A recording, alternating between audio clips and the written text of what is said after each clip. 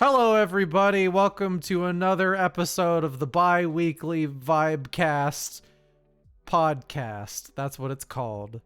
The podcast. Just it. Hi. Just Google How you podcast. doing? We're number 2 on the search results. Are we? Anyway, no, of course not. Oh fuck. That would have been cool. It would be cool. So, I'm gonna get right into it. Not talking about the news, not talking about what we've been into our weeks. Let's talk about the boyfriend normal. selfie. Mm-hmm. Specific, like, I'd like to, isn't gonna make sense to VOD people, but chat, I want you to tell me if you know what the boyfriend selfie is. GC, do you know what the boyfriend selfie is? Yeah, I showed you my dick. Please respond. No, No. that's too far. Really? Also, it's a boy, like, I feel I like thought it was if like- your boyfriend randomly sends you a dick pic, that's like, okay, wait. And you're not talking about the dick pic. You're talking about the angle. I'm talking about this. Hang on. Are you gonna send me your dick pic? Guys, I'm about to get a penis picture from GC. No, this is what I'm talking about. I'm talking about this. Oh yeah, okay, no, you got it right. I'm Yeah, glad you yeah. did that so you could show like what I mean. So Yeah. Like the most unflattering angle you yes, could ever and for do. some reason, boys love the boyfriend selfie. I don't know. I look pretty good here. Yeah, What do you see, think? that's how you like. Okay, so this is apparently something that needs to be taught because I needed to be taught to me. Where like when you're sending like. Because I didn't know until I got a girlfriend, and then I started like sending cute selfies. But it'd be like from like down here. Hold on, let me get one as well. I'm gonna tweet out teaching the art of a good selfie on stream.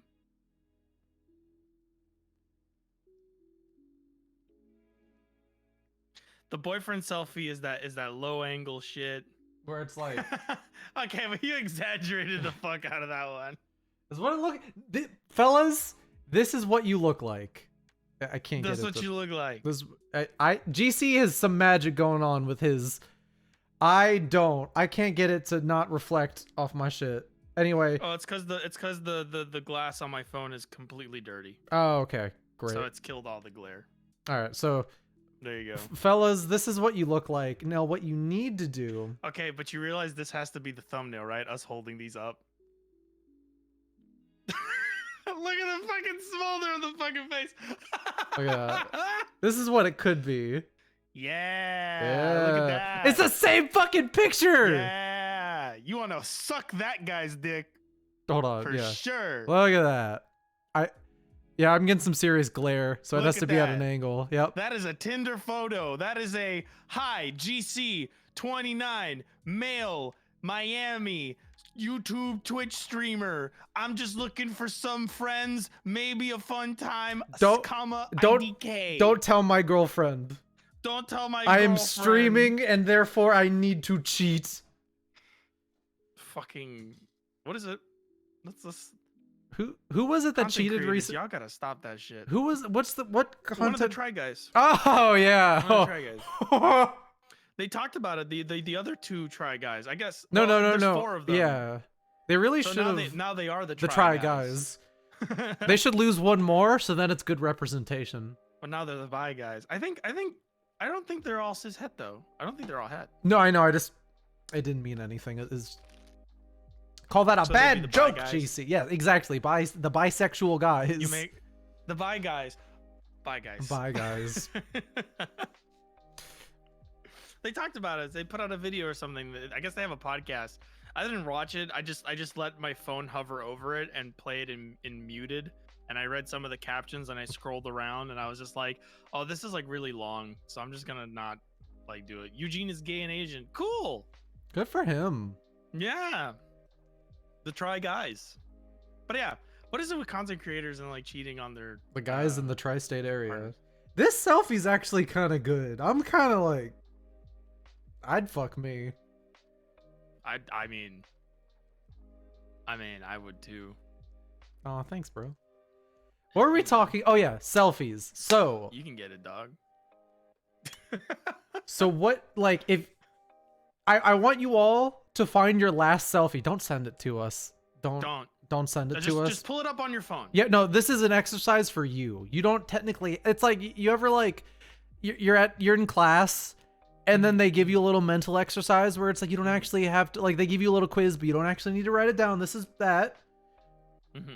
So you know how like, okay, I got a perfect thing. You know how cinema has the 180 rule, where you don't break the 180 rule when you're shooting a scene. Yeah. You don't want to break 180 degrees of like movement vision or field of view or whatever. Yep. Okay. Consider a selfie the 90-degree rule. Okay. If it goes down here, that's dangerous. You better know what you're doing. Honestly, Otherwise, if it goes here is not a good idea. The light just hits you in all the wrong places. Eye level, a bad idea. You want to go at least 45 degrees. Yeah. Now, if you go 90, also a bad idea. Fellas, pay attention to this, because you've been making fun of girls that do this your entire life, and really you should have been paying attention, because your fucking Tinder pictures look like shit. Now, okay? Now someone could be like, "Oh, why are you making it about gender?" It's like I'm sorry, girls just know how to take better selfies. Not saying all guys don't know how to take selfies. Some have mastered the technique like us. But a majority of guys be taking selfies down here. And you don't want to do that. No. It's bad. It was a rude awakening when my girlfriend told me, it's like, "Why do you take selfies down there?" Oh, I've never done that, actually. Oh, fuck you then. I had to learn this. I'm reformed, damn it. And then as soon as it was pointed out to me, I looked through them and I was like, "Oh my god, they all look like shit." I've never understood why dudes need to take photos like this, where it's like look at the trunk of my mass. It's like this doesn't evoke like power. No. Like girls don't care if you're like, well, it's okay. Some girls care if you're powerful, but power does not get transferred with a low angle shot like you're in the movies. Like the only people that respect low angle shots are dudes who are into mafia movies and stuff like Fight Club. You don't want to be into Fight Club. Well, I mean, you might want to be, but the only people you're impressing are other dudes. And also, it's like, yeah, it's a good point where it's like, I mean, if you want to hit on dudes, I mean, nothing wrong with that. Nothing wrong with that. I'm but just like, saying though, you go low, and it's like, oh, what do you see? Like chin, you see nostril. No one wants to see that. I'm gonna rephrase it. Chin, the only people that find those kind of pictures attractive are the kind of dudes you probably don't want to date. That is a good point. There we go. I fixed it. It's true. I mean, the sooner you learn this, the better. Also, a really big tip. Okay, and I get this. I have this information comes straight from my friend, who is very gay, very gay. Guys, when you take sexy photos, stop trying to be funny in them. Oh, it just makes other guys reminded of their fathers. And the last thing anybody wants to be when looking at someone's ass picture is, wow, this reminds me of my dad. And sometimes, yeah, some people will be like, "Oh, they let me hit because I'm goofy." Not always. There's a time where you don't be goofy. There's a time where you don't be silly. There's a time where you don't be quirky. Just be normal. Be normal. And don't fucking look at me and go, "Oh, what's normal? What do you mean normal?" You know what the fuck I mean. You know what the fuck I mean. You can be Relax, a little calm quirky, down. but there is a time and a place. Take a deep breath and just be chill. Just give somebody else the space to let them be weird for a little bit. We have gone so off script. Exactly. Correct. Anyway, you were saying about the boyfriend selfie. Oh, don't take them. Don't take exactly. See, we're on topic. Just don't take the boyfriend selfie. Do whatever you can. Don't do that. You don't gotta get quirked up to bust it down sexual style. Thank you, Olivian. There we go. There you go. But another thing we were kind of talking about before we went live. Boy, I love that we do these bi-weekly. Mm-hmm. I adore it. Because I agree. When we did it weekly, I think there was a bigger chance for us to miss a week because it was just stress of doing it every single week. Got to hit all of them. But with like a week off, you come back the next week and you're like, all right, another great thing, there's always news. Oh, yes. Unless not like last week, which was Well, or last week podcast. we had news, but the news wasn't that important. No. The news was kind of like one note. Like you might notice at that last podcast, we kind of just like whatever. It's because there wasn't a lot to talk about, and the stuff that was going on with us and what we thought about the games we were playing was way more interesting than anything we were going to talk to you about. Was last podcast when I went on that huge rant about Bravely? It might have been, or was it the other one? I do go on rants. Yeah. But I have a follow up for that. Not a huge one, but no, I added it to the docket. I also have a follow up about Bravely. To be Ooh, honest. Because I've been playing. You've been playing Bravely. Go on. Would you like me to? Yes. Oh, thank you. Because that's part of your week. So I've been playing Bravely Default 2 for a video. I'm sorry. And I don't want you to apologize. You enjoy it. Because I think Bravely Default 2 is one of the most refreshing RPGs I've played great in a long time. I like it a lot. It's a very fun game. And I gotta tell you, stuff you told me that was in Bravely Second is in Bravely Default 2, just from your descriptions. Like the way the game like kind of does things. Bravely Default 2 is a JRPG that actually gives a fuck about players playing defensively. Yeah. Bravely Default 2 does not want your boss battle to be a DPS race, which I feel like a lot of JRPGs have run into, with the exception that sometimes the bosses decide it is a DPS race. Yeah, the bosses in that game are mode. The bosses in Bravely Default 2 are hard. Yeah. My like I love so far the writing. Dude. Like the localization in particular, yes. The dialogue is written extremely well and the voice acting is great. I mean, just so good. Someone told me that the visual aesthetic of Bravely Default 2, they didn't like it because they felt like it took away from the seriousness of it. But I dig it a lot. No, I dig it a lot. If anything, I think it helps for the seriousness that they are trying to go for a bit more than gives a balance. A bit more than the cartoonish style. I still prefer the old style, but it did grow on me. Yeah. Just so many things in that game work so well together. My only complaint is that progression is very ambiguous. Leveling is very ambiguous where like I will think that I'm ready to go fight a boss. Okay, I get what you mean. And then I fight the boss and I go, does this game want me to grind? And me in my messed up, damaged brain, my Joker brain, you know, my Joaquin Phoenix brain, it says no, grinding's for the devil. We don't grind in this house. So I go, let me go find some side quests. And let me tell you, Bravely Default 2 is so good. It is such a refreshing RPG.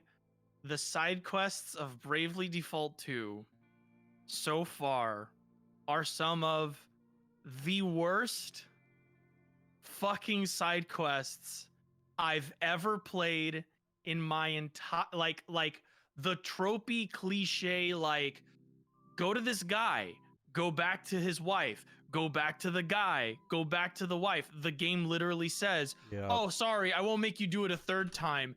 Makes you do it a third time. I've only played that game for like 10 hours. Yeah. But already in 10 hours, I'm like, this sucks, because I get the feeling this is the kind of game that you have to do the side quests to be appropriately leveled for bosses. It expects you to grind. I'll be honest. And this is coming from the guy, one of the only guys who 100%ed that fucking game. Yeah. I had to grind. I did all the side quests, and I had to grind. Now, on the flip side of that, I haven't had to grind yet. Okay. How far are you? Because I have discovered I beat the Bard. I got to start over again because I'm going to start over on PC. But I beat the Bard. Oh, I beat Anihal. Already. So I got Beastmaster, right? There is a lot of cheese in that game.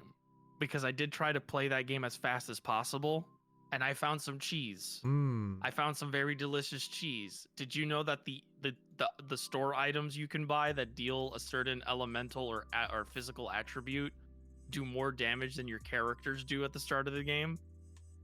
So you can buy 30 darts and just throw them at the bard until he dies. That's awesome. I wish I had known that. I fucking Yeah. hated the bard. I also found out that body slam is a BP check. So body slam is a move in the game, everybody, that does damage based on how heavy your character is. But it's busted. For some reason, I can't connect to chat. I don't know I also if... cannot connect to chat. Are we still live? I think we're definitely live. I think Twitch is shitting itself. Uh-oh. Which, find out. It's a really great time for this to happen. I don't... That'd be funny as fuck. Will we have to go... Oh, wait. Oh, I'm connected. I'm here again. I'm not. I refreshed. Oh, no. Now I'm connecting again. Yep. Let's find out. Twitch chat. Is Twitch having issues? I honestly forget a little bit about the actual gameplay and mechanics of Bravely Default 2. I liked the game. It was very good. It's just yeah. So I found some cheese, and I found out that Body Slam does BP checks. So if you default a lot and you go to Body Slam, you can Body Slam. I figured out that BP, when you let the meter charge up, you get 1 BP. Yeah. But it still says 0 on your thing.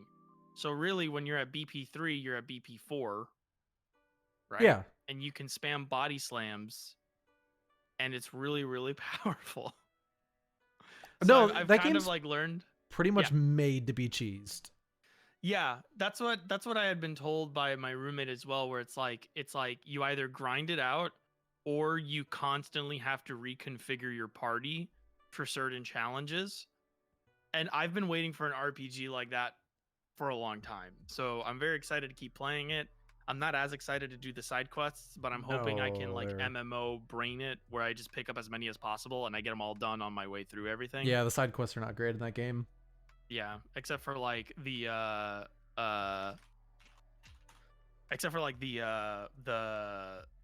fucking what do you call it? Oh, the ones that make you go back and forth. The fucking like the chain quests that are not an actual chain quest, and it's just forcing you to enter and exit the dungeon 1,000 times. Mm. And I almost think they think that the normal boss fights are harder, the normal enemy fights are harder, and that players will need to do that. But you honestly really don't need to do that in that game. No, it's weird because all the fights are DPS races, but all the bosses aren't. And I think they thought that the regular enemies would wear the players down more. But you can blitz through those normal enemies and get to a boss pretty quickly, which is a good thing. I think it's just like suffering from some sort of balance issues. I think we're back.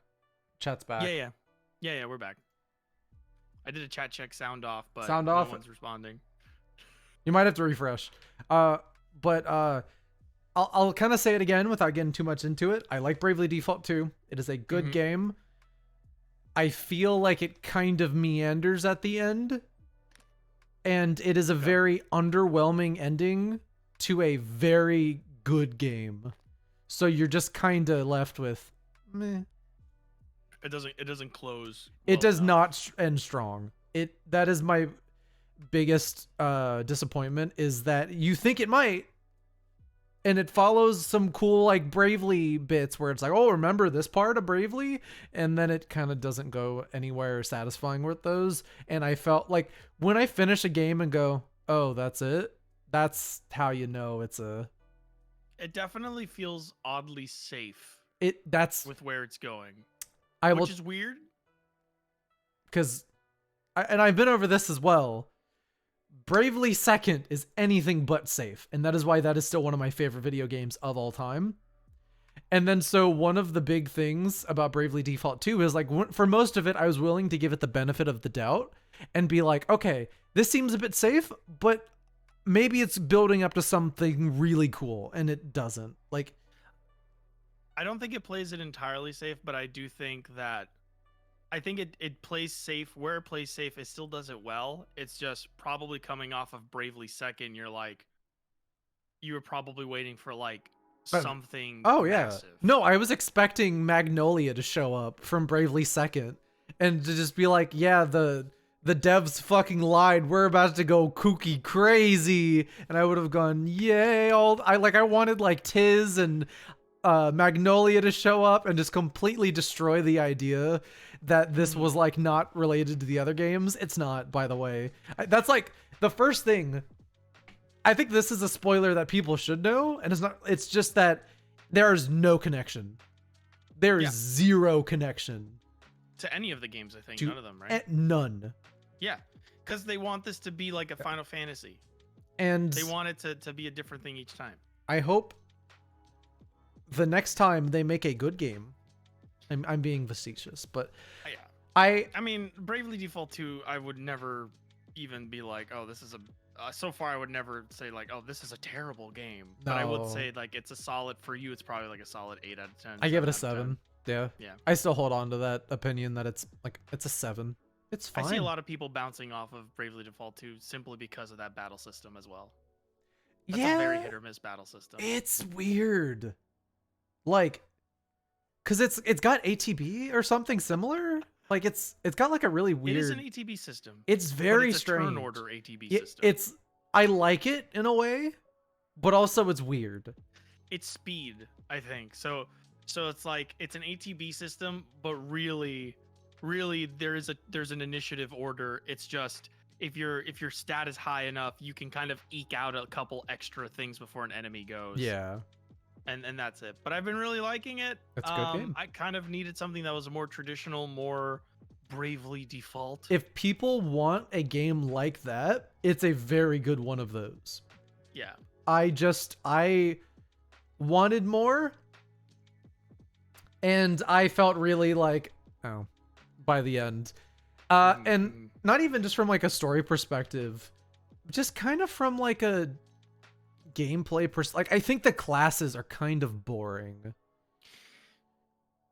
and I don't think they're bad. I haven't done enough. I haven't played enough, but I have seen that there are some pretty interesting classes. That being said, watching my friend play it, I noticed that she was kind of avoiding some of the more esoteric ones. I think I did. Where I feel like there's so many that a lot of them fall off the wayside. I think I did all of them by the end. I forget like which. Well, okay. There is a single class that is by and large the best class in the game. Who is it? Well, I can't tell you. It's a spoiler. Oh. But it's like there's like an end game class that's like this is the cool one. Where it's like, oh, okay. But like besides that, I think there's just a lot of classes that are just kind of okay. Whereas like I really liked what Second did, because Second has some really fun spins on how the job system works. Like Second has a wizard class in addition to like the mages. So it has all your mages where like red, white, and black. But there's also a wizard class, and what wizard does is that it casts like mists, like magic mists. So you can meld that with other classes, and like I think it's like you can cast. I forget the exact details, but you can basically it takes a lot of those like staple jobs, and then it gives them something unique to them. Mm-hmm. There's one that's like a time mage or something, where like you can like freeze time and like stock up time freezes, and it's all based on BP. Yeah. You can, I think, your attacks, well, you can, I think, combine it with a job that will, every single turn, like that's what it is, where it's like the wizard class takes spells that you have and can turn them into things, like barriers, darts, mists, like different, and they can like, give us defense for this, or cast a mist which will do continuous damage. I see. So he turns other jobs into magic. Well, he has magic, but you can take the magic of other jobs and then give them the wizard attributes for them. Oh, okay. And his attributes are probably And they do like different, it's not just cast a spell, it's like cast a dart, which does a very specific kind of damage. A mist, or like let's say you combine it with like a white mage, you could cast a healing mist on the party and get continuous health up. Okay, so it's region. Yeah, it's like That's cool. It's super cool. But like with there's like a time mage one, and you can combine that with another one, which is like it'll take health damage and I think BP to cause damage, so you can do a whole bunch of, I think it's like, okay, you cast like a checkpoint on yourself pretty much. Okay. And then you do a bunch of damage, get your health really low, and then restore the checkpoint on yourself and revert yourself back. Okay. Second goes crazy with jobs. Also, hey, 24 Sniggets, months that's of anniversary. awesome. Thank you. 2 years. You That's a knew me long back when time. I was big hair and ugly. 2-year time. 2-year sub. I appreciate shit. it. But yeah, like, and I like Bravely Default 2's classes. I just don't love them. And there's none that really went, ooh, like I went with second. I get that. I definitely feel that. I feel like they went too wide and not deep enough. Maybe like they don't really interact that much. I think which you're is a the bit thing quiet. that I know. Me? No, on my end. Oh, am I? Do you want me to raise my mic volume? No, I think it's on my end. Oh, okay. So like I think it's like they just don't interact. Like the jobs don't interact in Bravely Default 2 Yeah. so far. Like it's just like, oh, you just pick the ones that you want from the other class and that's your subclass. And it's like, It's a bit that's not weird. as well, like it's not that weird. It's just not as interesting because when you talk about Bravely Second, where you like, oh, you combine the jobs into something and they interact with one another, and like that's a lot cooler than just taking advantage of, like in Bravely, like it's fun to exploit stuff like that, but it's even more fun when the game has a mechanic that acknowledges that as opposed to gives you the option to do that. Bravely right? Second is a game where it felt like they expected you to do this. Yeah, and I think Bravely Default 2 expects you to do it, but there's nothing in game that mechanically like confirms it. There's nothing that's like, oh, you're doing it. Oh, okay, cool. It's just kind of like implied that you're going to do it. By the way, real quick, chat, are our levels a bit BD2. even now? Because I feel like GC was kind of quiet. I think what I wanted out of the Bravely classes comes through in Xenoblade 3. Xenoblade 3 has some gotta- good ass classes. You gotta heard play that too. Xenoblade 3. I gotta finish 1 and then I gotta finish 2. I'm so sorry. I know. I'm sorry. Can you talk I'm then, sorry, you're gonna have GC? to do- All right. Wait, no, I'll go first. Hello. Hello. I was mumbling a little earlier, so if that's why, that's probably why. There's one thing with this new XLR I gotta get figured out, where it's like, it seems like if I want them to hear, like, you and everyone else, I've got to turn you like really high up, but that's too loud for me. And I have not found a way to get it like I said, you can't do it through the XLR then.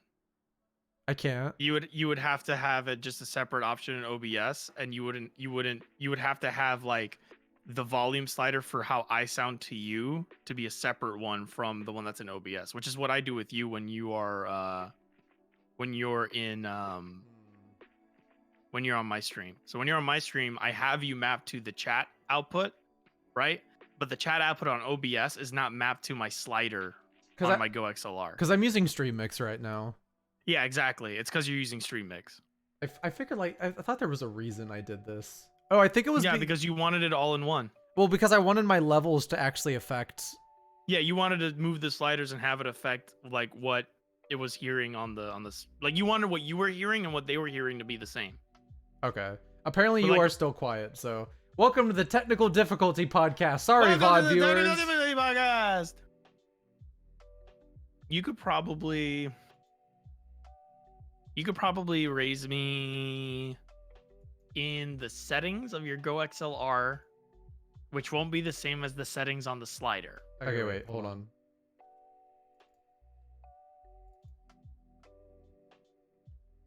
And let me remove you from the broadcast remix. Say something? Oh, that's not working. That's like super not working. Oh, it's just me twice. I have the chat mic, but I should have had. Yeah, just chat. Sorry, we're getting double cullen right now. If you're watching at home, skip to this time code to skip this. Just kidding. I'm not editing this. I'm not gonna do a goddamn thing. You're not editing this. I think it's working now. Hello. Oh, I think you're loud. Yeah, because you probably now you gotta bring me down. Say something. If you bring me down on chat, it's not gonna change. You gotta bring it down on OBS probably. Yeah. You gotta bring it down on OBS. So just lower the thing on OBS and it'll be fine. That's so weird. That on OBS is. I don't get it. Because the Go XLR is controlling the levels that go into your headphones.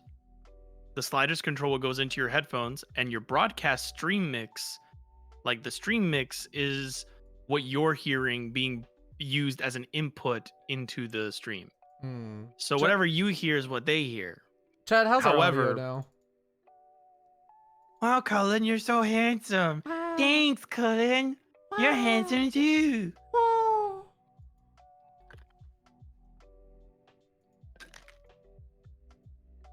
I'm trying to rename.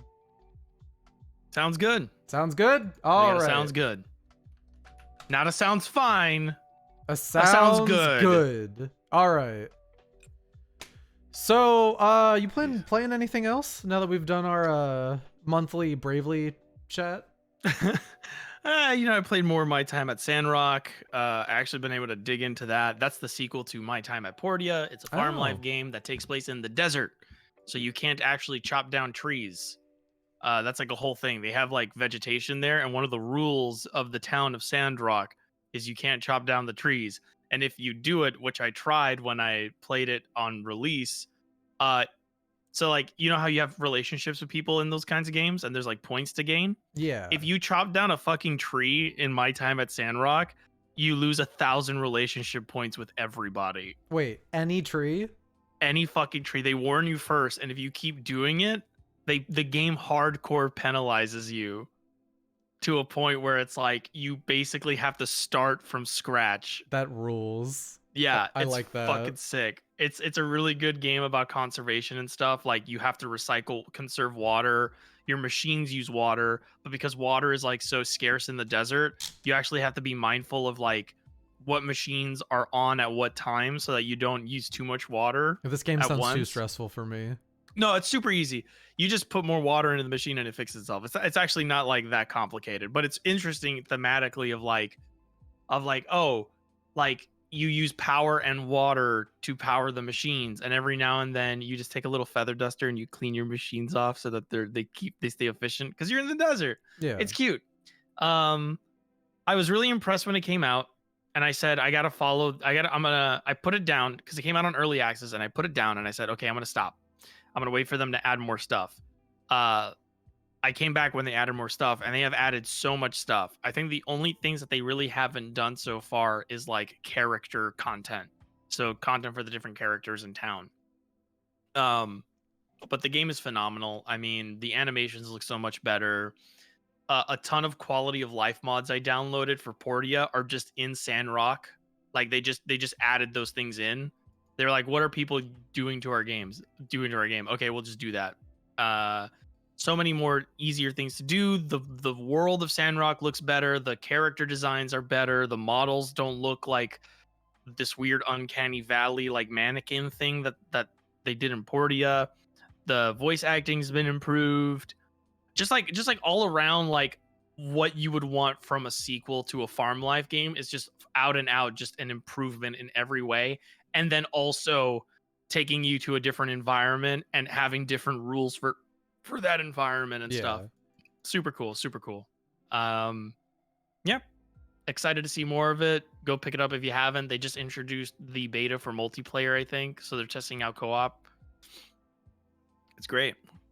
I have a video in the works. Just about how I don't like farm lives. Really? Not really. It's just me going, I wish I liked these games. You gotta be good with having like patience and sitting and relaxing while playing a video game. I don't have that. Not like playing Gundam Evolution. I have absolutely no patience. So my Rune Factory video is just me going, I don't get it. I wish I did. I can tell it's good. It's really funny because friend of the channel, Red Bard Kennedy, put out a video on a really late review code game they had after they got before they took a hiatus, and they were just like, this game is all right. And I messaged them, I was like, yo, I pretty much have the same fucking video, because my video is gonna be called Rune Factory 5 is neat. It's neat. It's neat. It's good. It's all right. It's fine. It's fine. It is fine though. It really is just like, I get it. No. It's okay. Don't play Harvestella. Let me do it. No, I'm doing it. You're gonna be like, it's fine. No, it's got a good aesthetic. Is that all it needs? Yeah, pretty much. Yeah. And good combat. That's bullshit. You like farm life games. If you like farm life games, if all you need is combat. I need Rune Factory's combat, the frame rate got in the way, so maybe on PC. I'm not buying that game again. Anyway, what have you been up to this week? I've been watching so much anime. Cullen's been watching a lot of anime, guys. I've been watching a lot. Okay, so 'tis the season. Anime is big right now. It's big as it'll ever get. You got your Mob Psychos, you got your Gundam, Bleach is back. Fucking a bunch of shows right now. I actually am watching seasonal anime. I have a Sunday through Tuesday a new episode a day schedule. I got going on, there's a lot of anime. But in addition to this, I also have I've been watching some oldies. I'll start with those. Have you ever heard of the show Space? I think it's Space Runaway Ideon. Man, once maybe. Space Runaway Ideon. Wait, I'm trying to think if I'm saying that right, because I know some guy will be like, actually it's spelled Ideon. I think it is actually Ideon. Because they have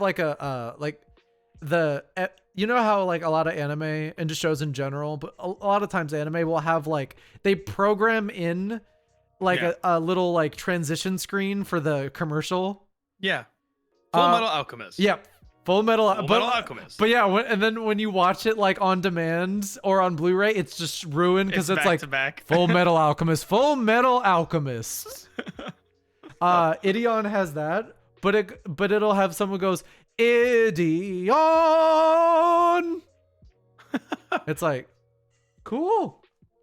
Sick. So it is basically, it's a show that Tomino made after Gundam, the original Gundam. Okay. So it's this 1981 mecha show. He made it before Gundam or after Gundam? Sorry. After. It's the very next thing he made after Gundam. Maybe I said before. Okay. So it was Mobile Suit Gundam, Ideon, Gundam Zeta. Okay. So I heard about this because Ideon has I think it's a 39 episode show, and then they had a series of recap movies, and then they made a sequel movie called Be Invoke, and essentially that is a proto End of Evangelion. Okay. And that's what perked my ears up, because I really love End of Evangelion. Mm-hmm. So I'm sitting through the show, and it's very interesting because have you seen any of the original Mobile Suit Gundam? In bits and pieces, yes. But so you know how the whole thing about Gundam is, it's that meme where it's whoa, cool robot, war is bad, and it's going over the yeah, and that's the whole it is so much more blatant in this one than any of his other shows that I've seen. So it's him really being forceful it is with it. Beating you over the head, and I love it. Now, having said that, it does have some oldisms, some classic early 80s Tomino misogyny, where it's like, we made this woman character. She exists to be wrong and annoying. Ah, perfect. But it's like, it's old. I'm not gonna beat it up over that, because it's like, it was from like the late 70s, early 80s. Pretty much every show. You gotta, when you're watching old media, you gotta be ready for it. That woman is me. But like, they have this like, one of the pilots, she basically exists to always be wrong and bad and say things that the men can be like, you're so stupid. Oh, you really want to be a guy, don't you? And it's so like weird. But like, I don't like that. But like, it's hard to like be too mad at it, because it's like, I'm sure like the creator, he doesn't like nowadays, like he had a really good interview recently. Basically, it's like, go see the world, open your horizons, take in viewpoint. Like, I'm sure he doesn't think this anymore, but it was the 80s. So when you watch old media, you gotta expect that there's some shit. It was the 80s in Japan. Yeah, like in the original Gundam, how they just like slap kids. They do that in this one too, where they just start beat the shit out of kids. Like, there's this heartwarming moment that seems like it's gonna be heartwarming. I tweeted this video. I don't know if you saw it, where it's like I didn't see it. These two adult female characters are like, wow, so you saved me. It's like, well, I'm not gonna thank you. And it's like, I wouldn't expect that you would. And there's like a oh my god, I did see this. Yeah, there's like a 3-second pause, and then this music just comes out of nowhere, and they just start slapping the shit out of each other. Guess who fucking composed that? Koichi Sugiyama. It's fucking Sugiyama. And it's so weird because you listen to the soundtrack, and you wouldn't guess it, because the soundtrack seems like it's made by someone who cares. Yeah, but of course he's the one that composed it. Two women beating each other? Here I am. But anyway, it's pretty good. I like how committed it is to the whole like, oh, war is bad. Violence is bad. The very first episode just has like a Is it a Monolith Soft-esque town destruction? Kinda, yes, actually. Where basically they call them aliens. It's really just another race of humans, I think.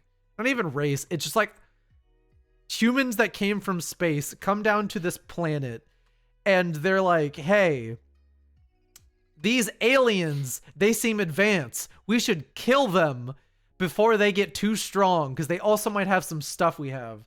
So they just start attacking the main characters' groups and just start slaughtering people. Jesus. Like crazy. And so like these kids are like, they have their get in the robot moment where they literally like pilot this fucking Optimus Prime looking motherfucker, and then they just start killing too. And the whole plot of the show is like, the space runaway thing is serious. They are literally running away from this enemy group that is trying to kill them.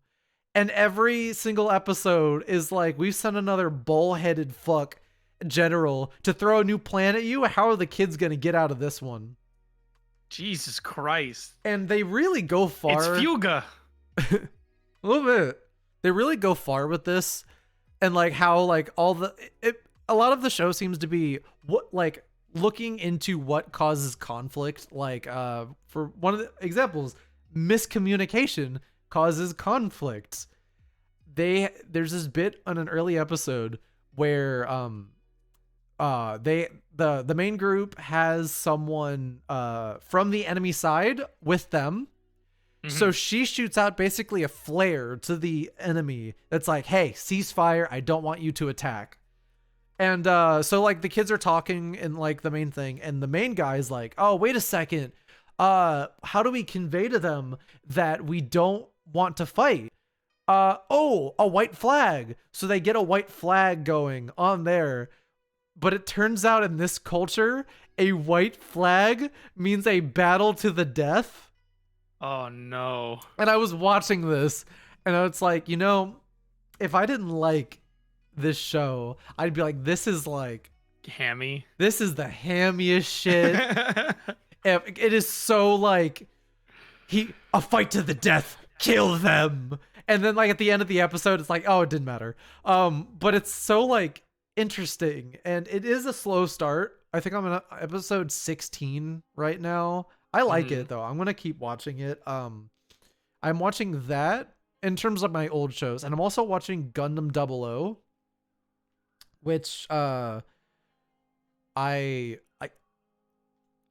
underrated Gundam series, I will say. I don't think anyone will say, yeah, I don't think anyone will say 00 is bad.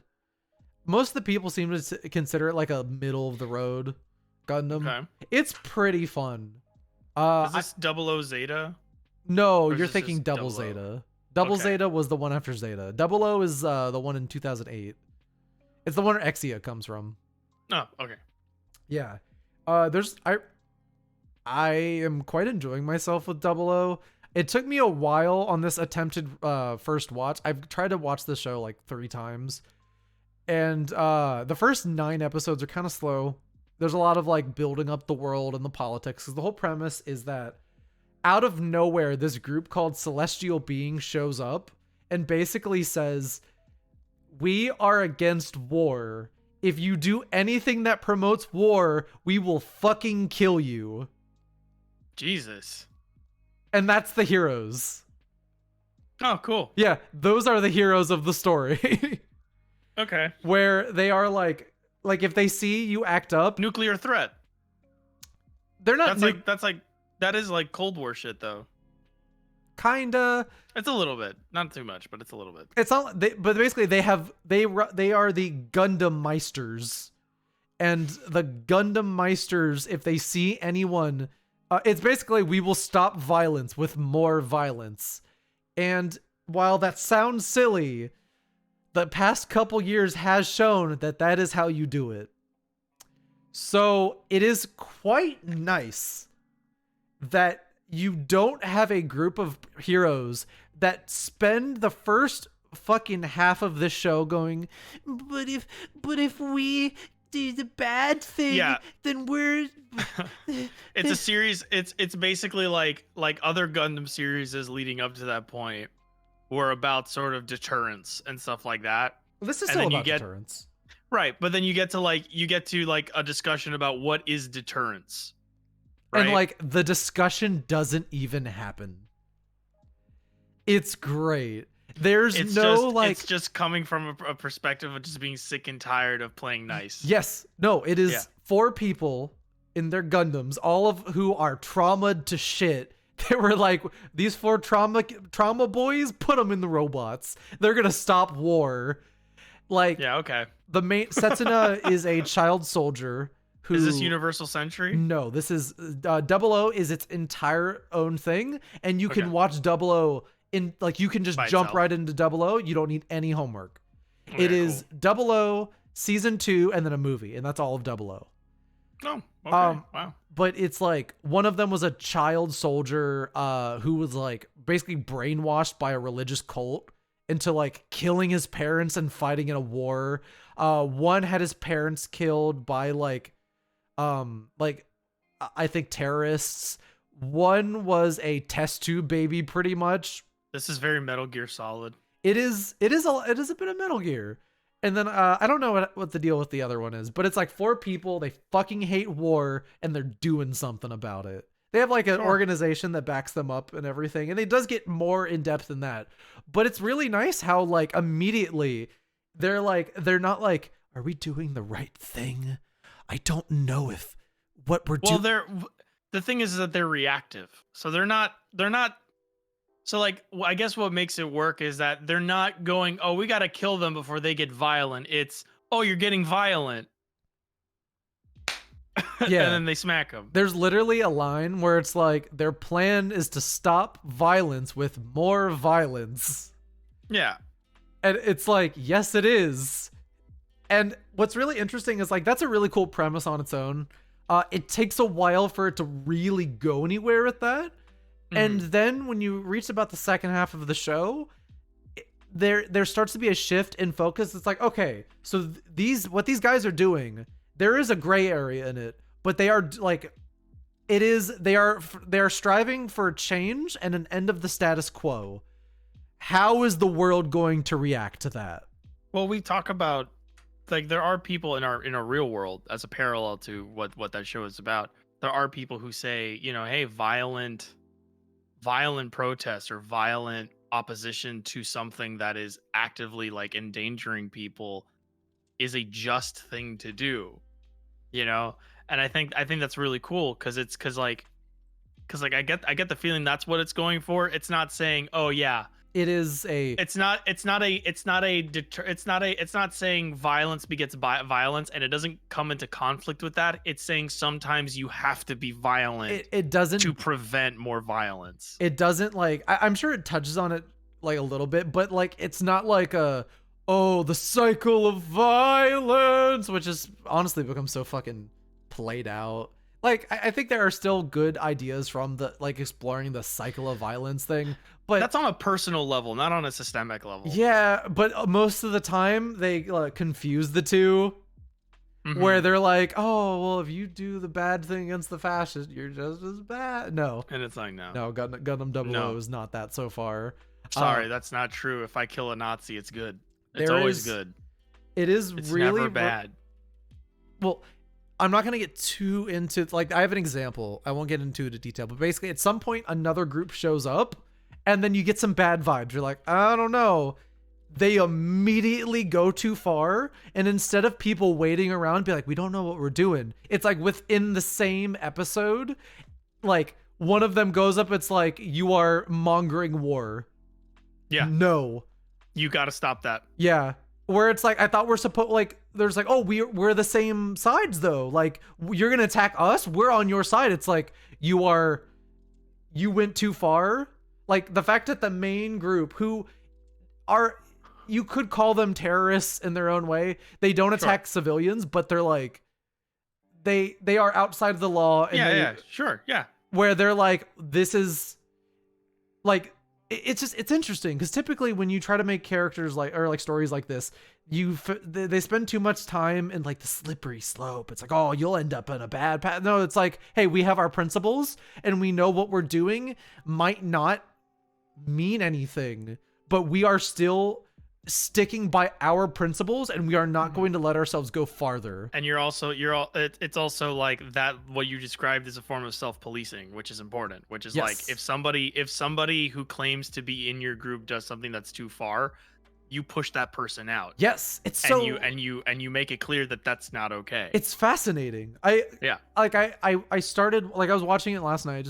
I had it on and then I like got into it and then I watched 10 episodes in a row. It's like, it's so good. Again, big recommendation on Gundam 00. It's a slow start, but it's worth it. It's very good.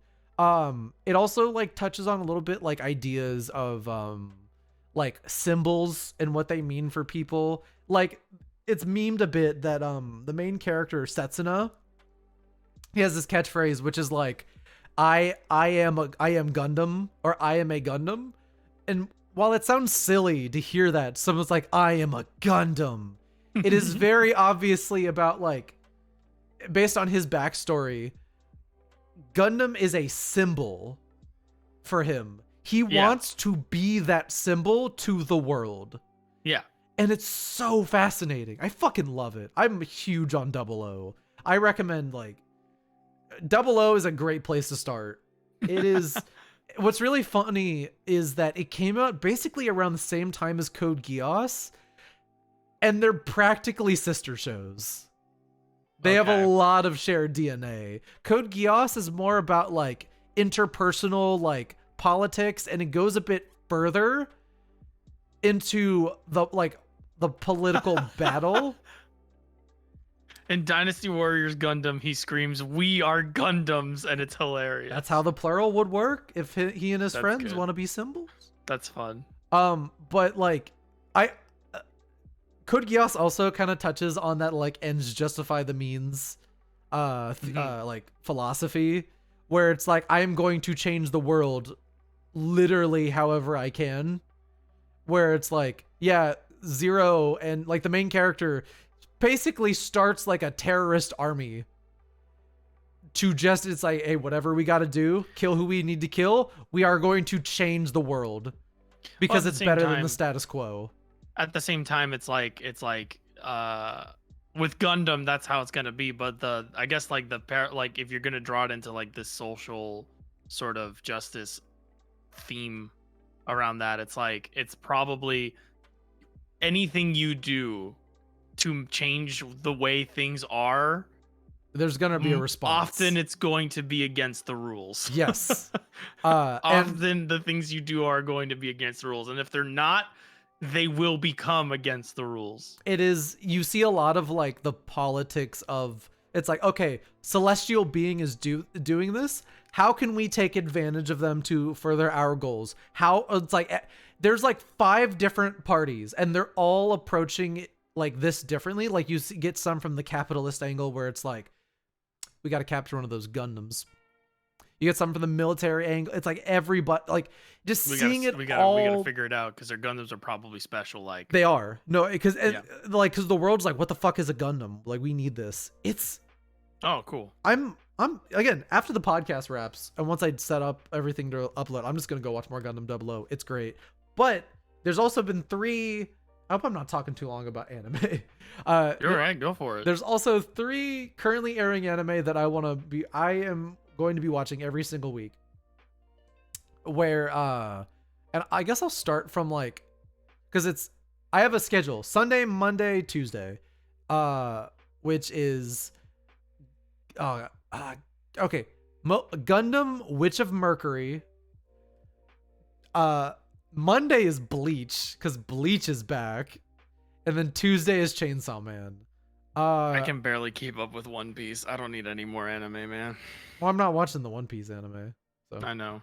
Please don't. Apparently, Wano's animated good. Wano's a good arc, yeah. But please wait for them to redo all of that. Just read the manga. Or read the manga. Like the anime's super good though. Fuck man, the anime's super but the anime's paced like garbage. Yeah, it is paced like garbage. But so, oh my god, it's so good. Sorry. No, yeah, like what I recommend to people, and this is how it was recommended to me, and then I was like, oh yeah, I agree. Read the manga, and then if you see a bit that's like that's really cool, look up the clip or watch the episode of that exact thing and be like, wow, that was handled cool, and then go back to the manga. I stopped One Piece at, I think it was like at the end of Arlong Park, because that was like one of the best things I've ever fucking seen. And then I was like, I didn't like make the choice to stop, but I was like, I'm gonna take a break. I stopped at a good point. I liked that a lot. Honestly, you can skip Baroque Works, which is the arc right after. Alabasta Kingdom, you can watch in its entirety. It's really, really good. And then from then on, you just keep watching that show up until right before the time skip, and then you stop. But I will say, it's most of the time I've told people, oh yeah, One Piece. They're like, I'm not watching all that anime, and it's like, if you read the manga, the pacing is not a problem in the manga. Dude, you get through it so fast. You can get through it so fucking fast. It helps with so much of that because it's fucking One Piece paced well is amazing. And that manga has been paced well since its inception. Yep. So. Nope. I blasted through the beginning of that. I got through like 10 volumes or however long it takes for Arlong to end. Super good. It's great. Good. Like the part where again, when Nami God, it makes me like get emotional just thinking about it. When Nami asks for help, that is one of the best things I've ever seen in a manga. That's the show, everybody. It's really funny.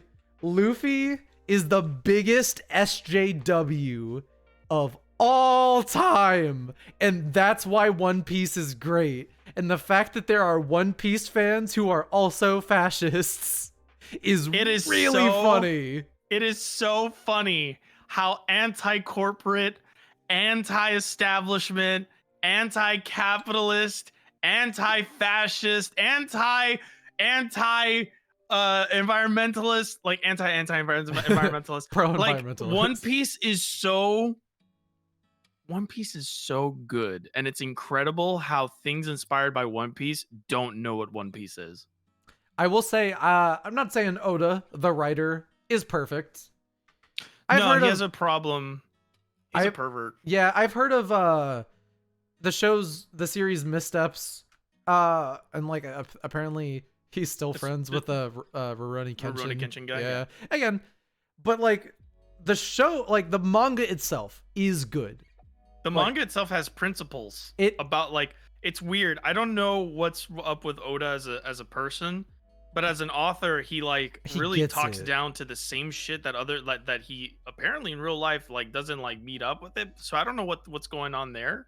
But he is like very good about those things in the manga, aside from the transphobia. Yep. Which he did okay. Which he did do better in Wano. I got through Wano, and I gotta say, he actually did some growth, but he's still struggling with respecting, like, he's better about it now, because the part that he fucked up on, I think it's like 10 years old now. Yeah. Right? So Wano was him revisiting some of that. Yeah. And he does a lot better with it. But what it does show is that he has shown, I mean, One Piece has been around since the 90s. Yeah. So like one of the things that to me stands out about it, it's a show that's over 20 years old now. Yeah. One of the things that stands out to me about it is that because it's so long, you get to watch the author, because he's the artist and writer. Yeah, you see him grow as a creator. You see him grow, and that's one of the cool things. Yeah, and that's one of the things that I appreciate about it, where it's like, yes, the show is not perfect, and it is outdated in places, but as you continue to watch it, you see it update its own worldview, and you start to see things that Oda kind of understood and didn't like, but didn't know how to articulate. You see him realize, oh my god, like the reason this sucks is because of this, and he applies that into what he's talking about. It's like, and maybe we're like like it is good, don't get me wrong, and like maybe one of the reasons why we're gassing it up is that it's like the bar for shonen is so low. Like One Piece is not a shonen, and I'll tell you what it actually is. What is it? What is the name for Gundam? Gundam. But like, what is the genre of Gundam? It's not a shonen. Mecha. It's not a mecha. War drama. It's a seinen? No, seinen is well, that's more like JoJo. JoJo is seinen. I know what you mean though. Unfortunately, it does still get published in show. No. Yeah. So it like, okay, but I get what you mean. It is mature. One Piece is a drama that has shonen action scenes. Yeah. That is what One Piece is. One Piece is a genre, is a drama with shonen. You could just say it's a good shonen though. It's a good shonen, it is, because it has drama in it. Yes. But let's see. How did we start talking about One Piece? You were talking about you were going to be watching a lot of anime. Oh, well, I think I mentioned Bleach. I'll get to Bleach at the end. I'll try to be fast. I know we've already wasted a lot of time. Gundam Witch. I like the gay girls. The gay girls are cute. It was written by the Code Geass writer, so if you like it, you'll probably like Code Geass. Cullen's gotta put his court mandated Code Geass rep. Dude, I could have talked about Code Geass. I could derail all it, because I also finished my rewatch of the entirety of Code Geass. Code Geass, more like Code Greasy. Damn, take a shower, nerd. Where's my football? While Code Geass has some fumblings, boy, that is a smart fucking show. Yeah, I hear a lot of people say that. The art style completely bounces me off, but yeah. It's great. I have a thing about big anime eyes that aren't expressive. Can you read Do not read Geass. The Geass manga is an adaptation of the anime. And it was anime first. Okay. And that's one of the reasons why I think Geass is so great, is that it was an original anime based off nothing. They just made it. Do not read the Geass manga. Okay. It's so funny. I made this joke, but it's like, so a lot of people will say about mecha, where it's like, this mecha's not about the robots, it's about the characters. And that's totally load of shit, because in their heart, all mecha shows are vehicles to show off like character drama. To sell model kits. Well, that, but I mean, like, from a writing perspective. Yes, it is mostly drama.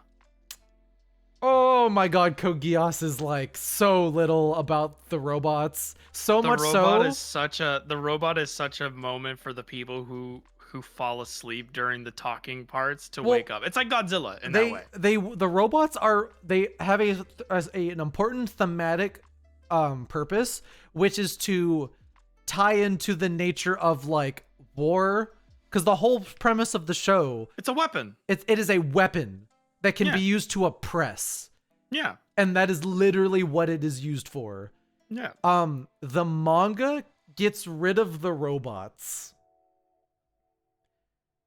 It's weird. I have not read the manga, but as much as you probably might not need them, you still kind of need them, because the whole premise... Do they all just work at McDonald's then?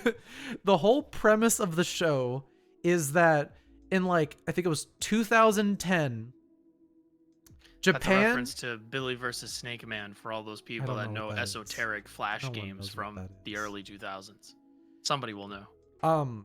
So, because the premise of the show is Japan got like mega super colonized by the West. Like, there was a war, but like by this nation called Britannia. It's pretty much like an alternate universe United States, but they called themselves Britannia.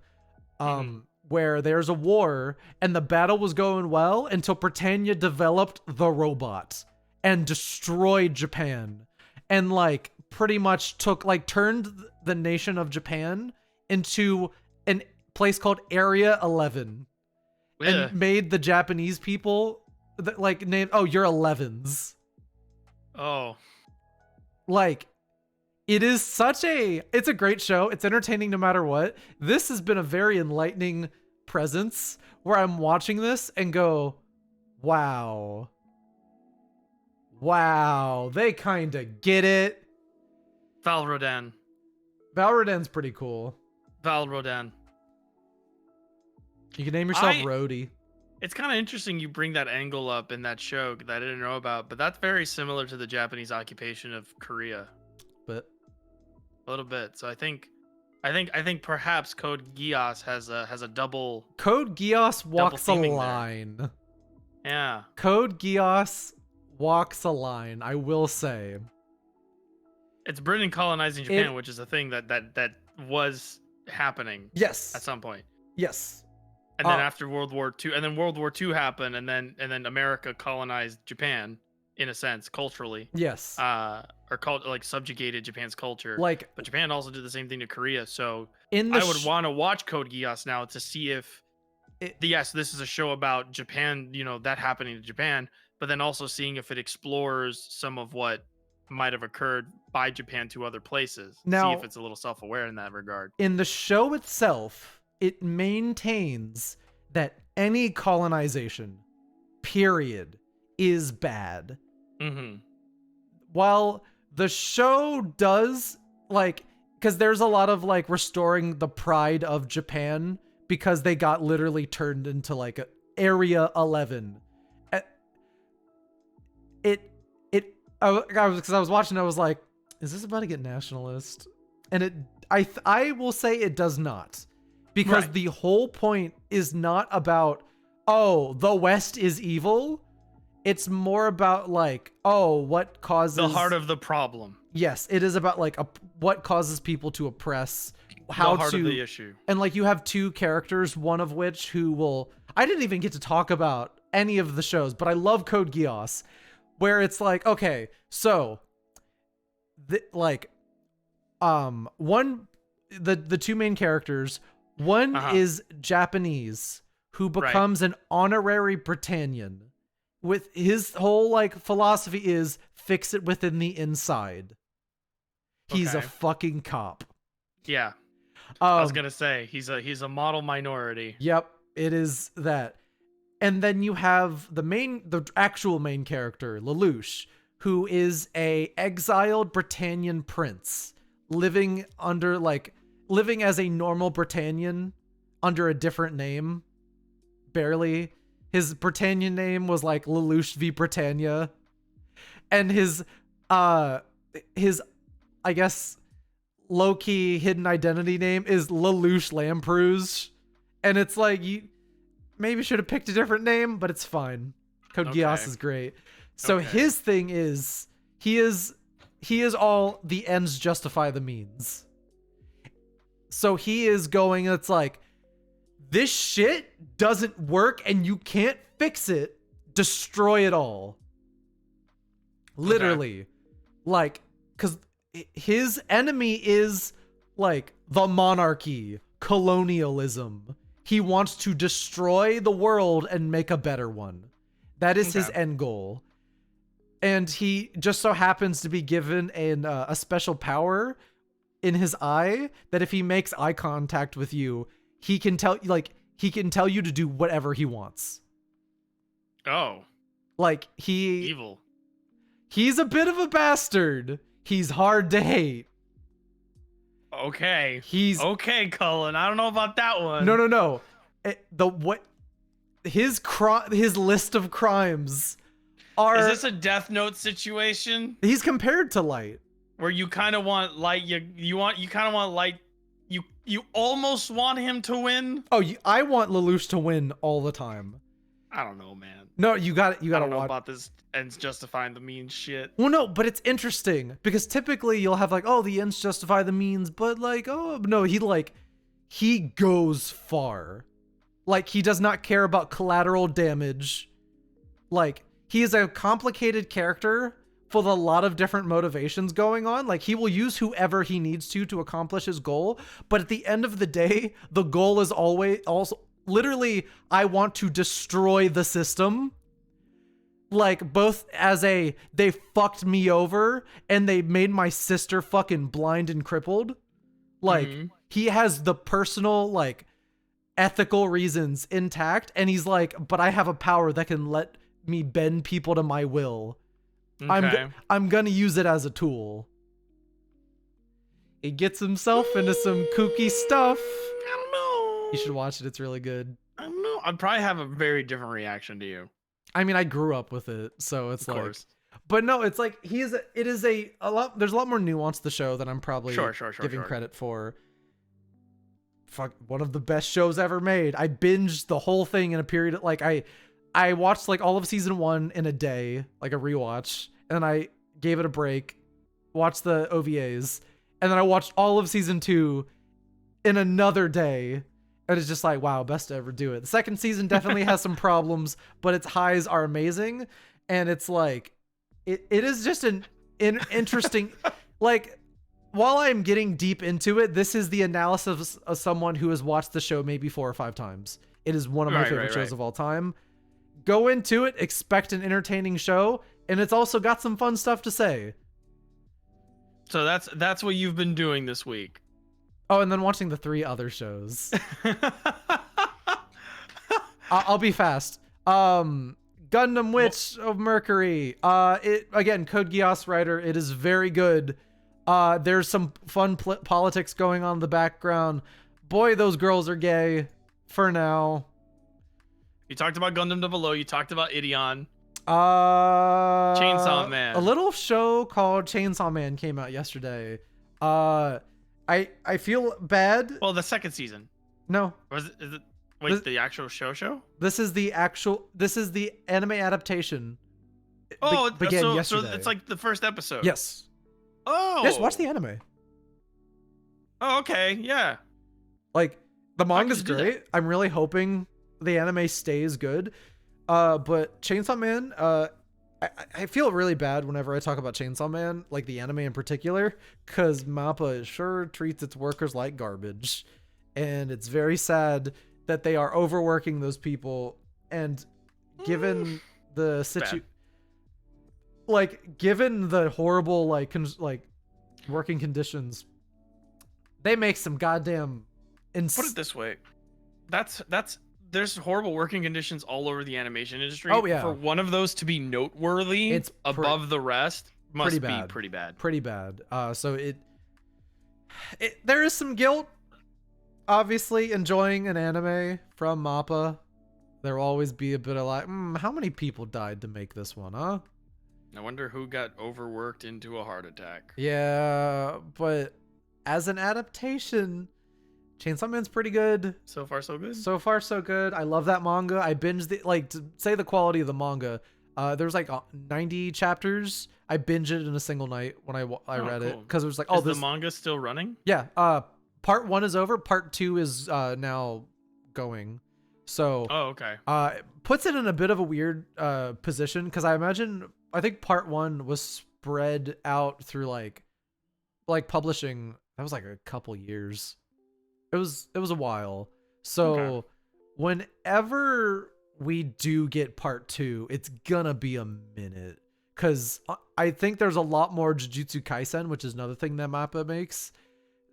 There's a lot more Jujutsu Kaisen ready for them where they have some time before more needs to get made.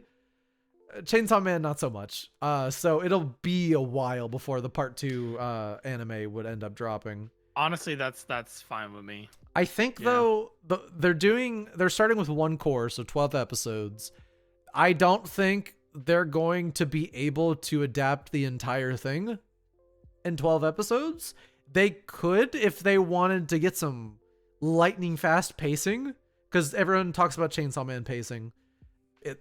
I feel like it's a bit slower than the manga, but that's just by nature.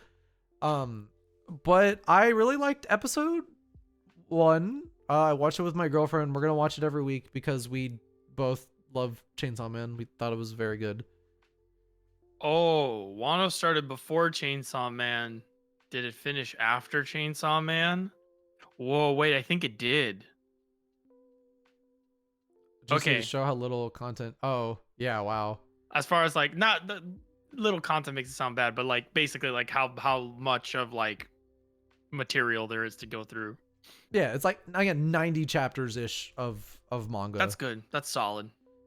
And again, it's got like really the writer really the name slips me. I apologize, everybody.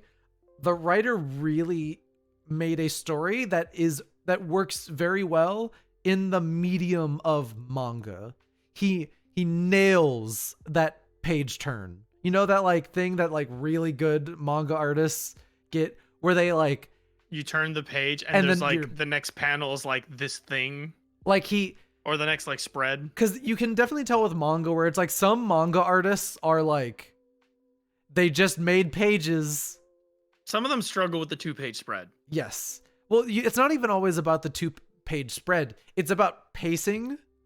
Right. Where it's like, where it's like, if you flip this page, then it's like, they wait. Because like, it always they want to wait for like a revelation or some sort of like. On like the first thing on the next page. Exclamation point has to be the next thing on the page. It always sucks. Like, like some manga have this problem where you open, like there's a setup. Right. And then you flip the page to the next 2 pages. Punchline. No, it's setup, and then you turn, and then it's build up resolution. And then, but when you see the, like, if your eyes wander like I do, you see the setup, and then you turn the page, and without getting the build up, you're spoiled on the resolution. Where it's like the page on the left will be like, oh, that's just what happens. Fuck. Okay, that sucks. Where it's like if you're building up to something, you have to pace it out just way. So every time you turn the page, like let's say you're doing a fight scene, it's like when I turn that page, if you're not gonna do a 2-page spread, that first page I turn to, that's got to be something crazy. Like that's got to be like the whoa. So Chainsaw Man nails the page turn. One of my favorite manga, probably of all time now. It's in the top 3. I adore it. Sick. Wow, that's high praise. My manga list is not huge, but that list also consists of there's like a Suda 51 manga. Yeah. It's like really good. But as an anime, it's very pretty. Like really pretty. Unfortunately, fight scenes are CG. The CG looks It's cheaper. okay. It's CG. Well, You know. I don't think Jujutsu Kaisen does it. That's where if Chainsaw Man anime adaptation does well, then mayhaps we will see better fight scenes. I mean, Chainsaw Man's already huge though. but if the anime sells well, different.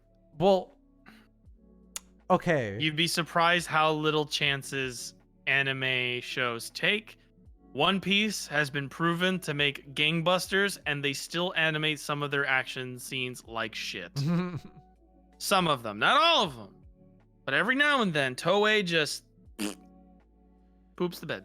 Yeah, but I mean, I think they knew though, because again, like, as long as the CG looks fine. Like Chainsaw Man didn't have an anime for years after it became popular, and it's like most people still know what Chainsaw Man is.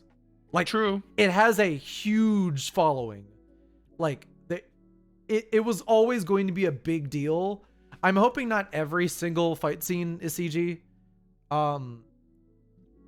because I like, it's fine CG. It's not bad. I think maybe they'll save. Maybe like, I'm assuming you're talking about the first episode or something. Yeah, the big fight scene in the first episode was CG. So I'm gonna assume that like maybe they're waiting for, maybe they're saving it for some of the more like impactful, like the more like important fights later on. Maybe they'll do it full animated. Yeah, because they gotta balance the budget, and then probably when you get a Blu-ray release, it'll go back and they usually do that. They'll go back and redraw. Yeah. Like, a ton of it. And it'll like probably look really good. Yeah. I do like it though. Yeah. I enjoyed it quite a lot. It's gonna do a really fun thing where every episode has a different ending song. Cool. So there are 12 songs they got made for this anime, like vocal tracks. That's pretty sick. It's pretty sick. It's pretty sick. That's gonna be exciting to hear. Well, and if they follow the pattern that the first episode did, I think when the song will essentially premiere in the anime, and then you could buy it immediately, the full version. Oh. Like, I was surprised. Oh, wait. These are new songs for the show? Brand new songs they are making just for the anime. Okay. Where, like, they work on their own, but, like, they're all made thematically. They're all premiering with the episode. And they're written, I think, to tie in to what the episode's themes were about. Yeah. So, it's... Like, I was surprised. Wow, that's a lot of money. No, like they okay, yeah, I take it back. Yeah. This project, they were like, we know. Okay, they're putting money into it. So I think Sony's backing it too, where it's like, yeah, makes sense. We know. All right. Like, well, I just like, so it's like, it was surprising for me to watch the first episode and be like, wow, the ending and opening song, bang. Oh, I can buy both of them right now. That's pretty sick. Because I feel like the mistake when often you hear, like, let's say you hear like a good song in the anime, and then you look at something, it's like, oh, the single release is in 5 months. Well, by then I'm not gonna care as much. You're not gonna give a fuck. Yeah, what? Like, I didn't know that was a thing. Yeah, no. Why would I give a shit 5 months from now? Yeah, it's like, or like even a month. I feel like that's too long. Like, you could still be into that song, but if you're sitting there, like, I'm not gonna buy it. If I'm right here, like, and I use Apple Music, so like, in a month I'll have listened to that song so many times just watching the show that I won't feel compelled to have it on my but like song library. While I didn't buy it because I use Apple Music. It's the same kind of reaction though, where it's like, oh, yes, I want to listen. I want to hear the full version of that. Oh, I can do it now. Add immediately. Yeah. And the same principle goes for buying music as well. Yeah. Great. What was I gonna say? Any other anime? Yes. Bleach. GC, have you ever read or watched Bleach? Yes, actually. I have watched almost So I watched Bleach up to the Shinigami Rebellion second arc after Mm. Muramasa. Um and that's where I stopped watching because I realized that they were never going to go back to Hueco Mundo. And I said, I'm tired of this. Where is Chad? Why isn't Chad on screen? And I had sat through I think it was 2 filler arcs that I sat through. Like 2 really large filler arcs, and then they were like, here's the filler arc to the filler arc. And I said, I literally, I think that was the first I was like in high school or just out of college. I was like 18, 17. And I said, at the first time ever where I was like, I have to drop this. I literally clicked on an episode, it started playing, and I got the fucking clock. Mm. Yep. Let us take you to a different time Oh before my this happened. god. Really? And I said it was just a continuation of the last filler arc, and I said like the last filler arc was cool as fuck because it gave him an excuse to redesign the Shinigami, everyone's swords, their zanbakutos or whatever they're called. Yeah. I said that was neat. So like I felt like it justified it because you got to see some cool relationships between other characters and their swords. And then it was like, but what about the remnants of the Zanpakutos that they didn't We didn't talk about that one time. Don't worry about it. The ones that killed their masters and now they're just kind of renegades, and we didn't tell you about the aftermath of the big arc thing. And I said no. I said no, I'm going to go watch Naruto Shippuden. Surely there will be no time wasting there. And there was. Oh. And then I stopped watching Naruto Shippuden, and then years later I started reading it because I heard it got good, and then it did get good, and then I stopped reading it again. And I never finished Shippuden. So I watched I watched the first episode of Bleach, the 1,000-Year Blood War. How'd that go? For those of you who don't know, He's back, by the way. The creator's back for this. Oh yeah, no. He was gone for a long time. For those of you who don't know, this is the adaptation of the final arc of Bleach. This series they're making is the conclusion to Bleach. Like, it's not really newcomer approachable, but hold on. I'll put a pin in that. So, I watched the first episode of this. This is probably some of the most beautiful animation I've ever goddamn seen. And like, because a lot of people criticize the last arc of Bleach because it kind of seemed like the creators' exhaustion with it caused a lot of shortcuts, and there were some decisions that were made that a lot of people did not like. Well, they basically ousted him from his project. Yeah, well, no, he was still on. He was on the whole time. It just at the end you could tell, like with like time crunch, it got a lot less detailed and it got a bit sloppy, according to some. So it's like he came back and he said, "We're gonna do it right." Like he's overseeing it, so he's making like changes to the script, moving some stuff around. The pacing is like fucking insane. Was Bleach a manga or an anime first? It was a manga.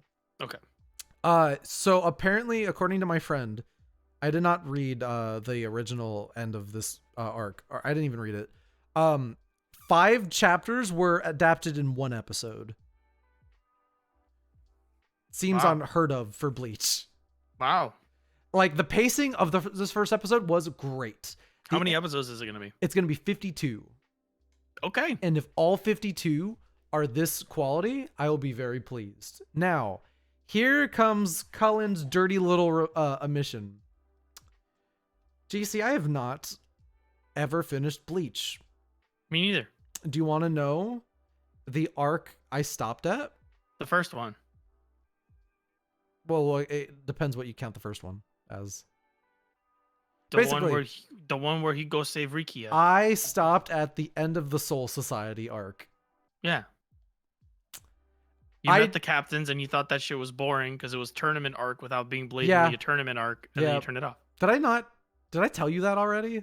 Yeah, I pay Oh. attention to you every time you tell me Aw. things. I never forget it. Damn. Well, it was mostly for the audience. Anyway, so I said I could catch up with Bleach. I don't give a fuck. And I skipped from the Soul Society arc to this, and I will watch it weekly. Because you should guess go what? watch the Weko Mundo stuff though. Guess Oh, what? so good. Guess what? Ichigo is so fucking cool. He is. That is it. It he begins is. and ends at that. And if He's just an old man in a kid's body, you know that? My man's does not aim for anything but to live a happy, casual life with his friends and the people he loves. Ichigo's whole characterization is, dude, I'd rather just fucking like go to school. He go home. wants and some people don't like him because of that. It's like, yeah, he's not Luffy where he's trying to like end injustice. He's just a guy. He's just a guy. He's just like he treats being a Shinigami like it's his day job. And that's why he's so fucking cool. Like he's like fuck dude, I gotta fucking and he shows up and he's like, oh, it's a hollow, and then he kills. He's like, all right, back to school. Like he treats it like a chore. It's great. It's just that first episode. I feel like I did not need to read everything else because he takes it seriously, but it is Bleach is metaphorically watching a dude get a job at a gas station.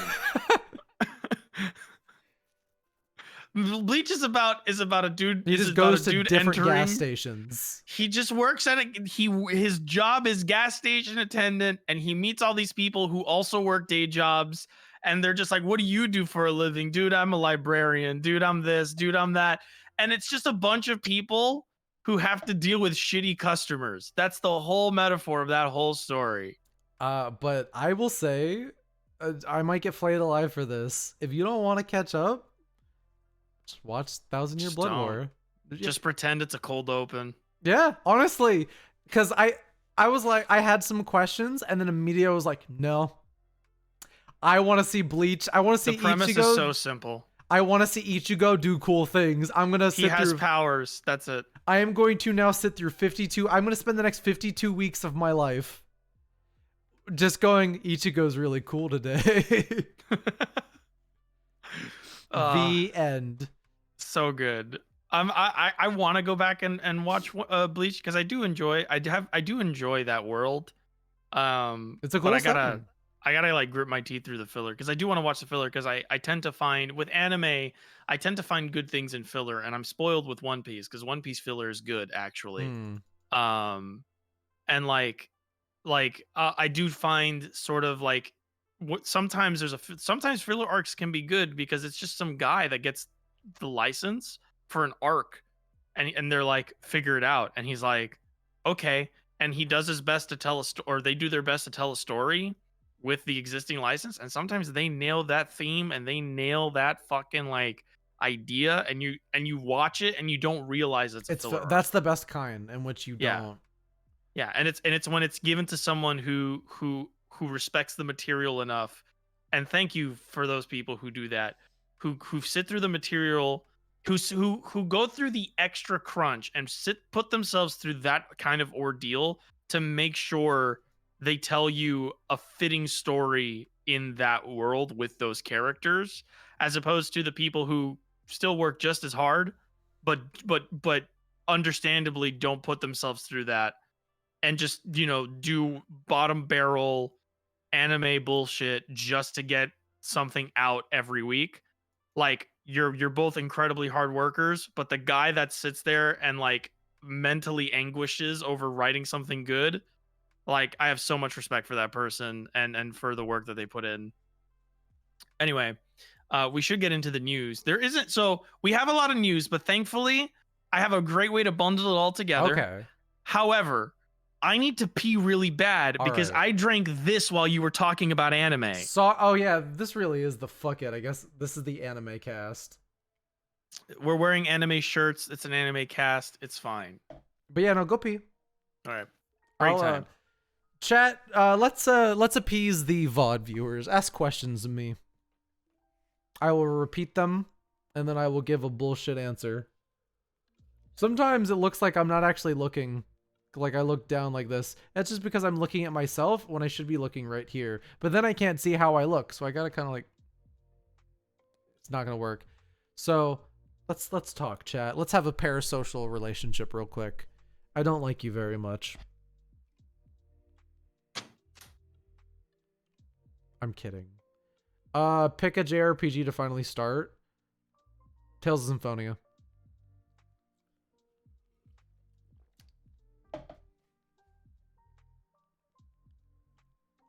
Did you watch Gundam Unicorn? Yes. I think it as one of the strongest starts, and then it fizzles out really bad.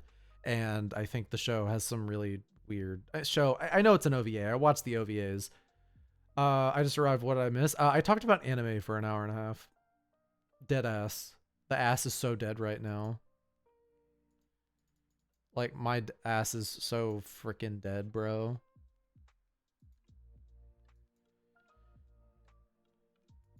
I just saw that,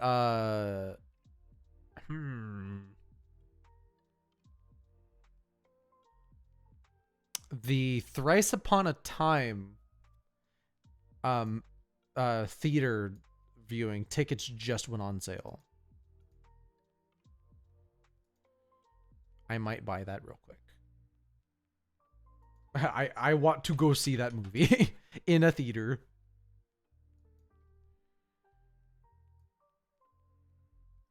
Because that sure is one of the best movies of all time.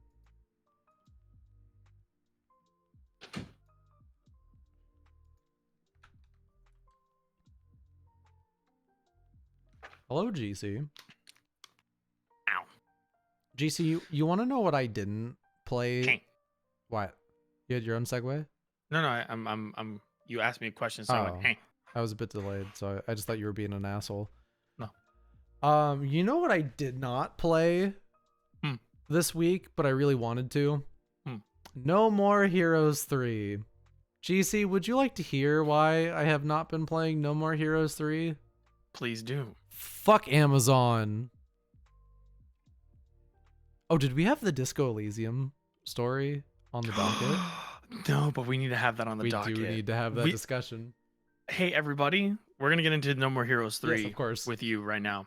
But you should all know the news in the last 2 weeks has been entirely fuck corporations. Yes. Anyway, go ahead, Cullen. I forgot what I was going to say. Oh, yeah. No More Heroes, Amazon. Oh, so I ordered this. When I saw No More Heroes 3 pop up on PS5 for pre-order, I bought it day one. Pre-order, instant, didn't even think. I love No More Heroes 3. It's the best 7 out of 10 ever made. But so they said, like, at first they were like, oh yeah, your game's gonna get to you on the 19th, but we've already charged you money. And then I contacted support twice, and I was like, hey, why is this?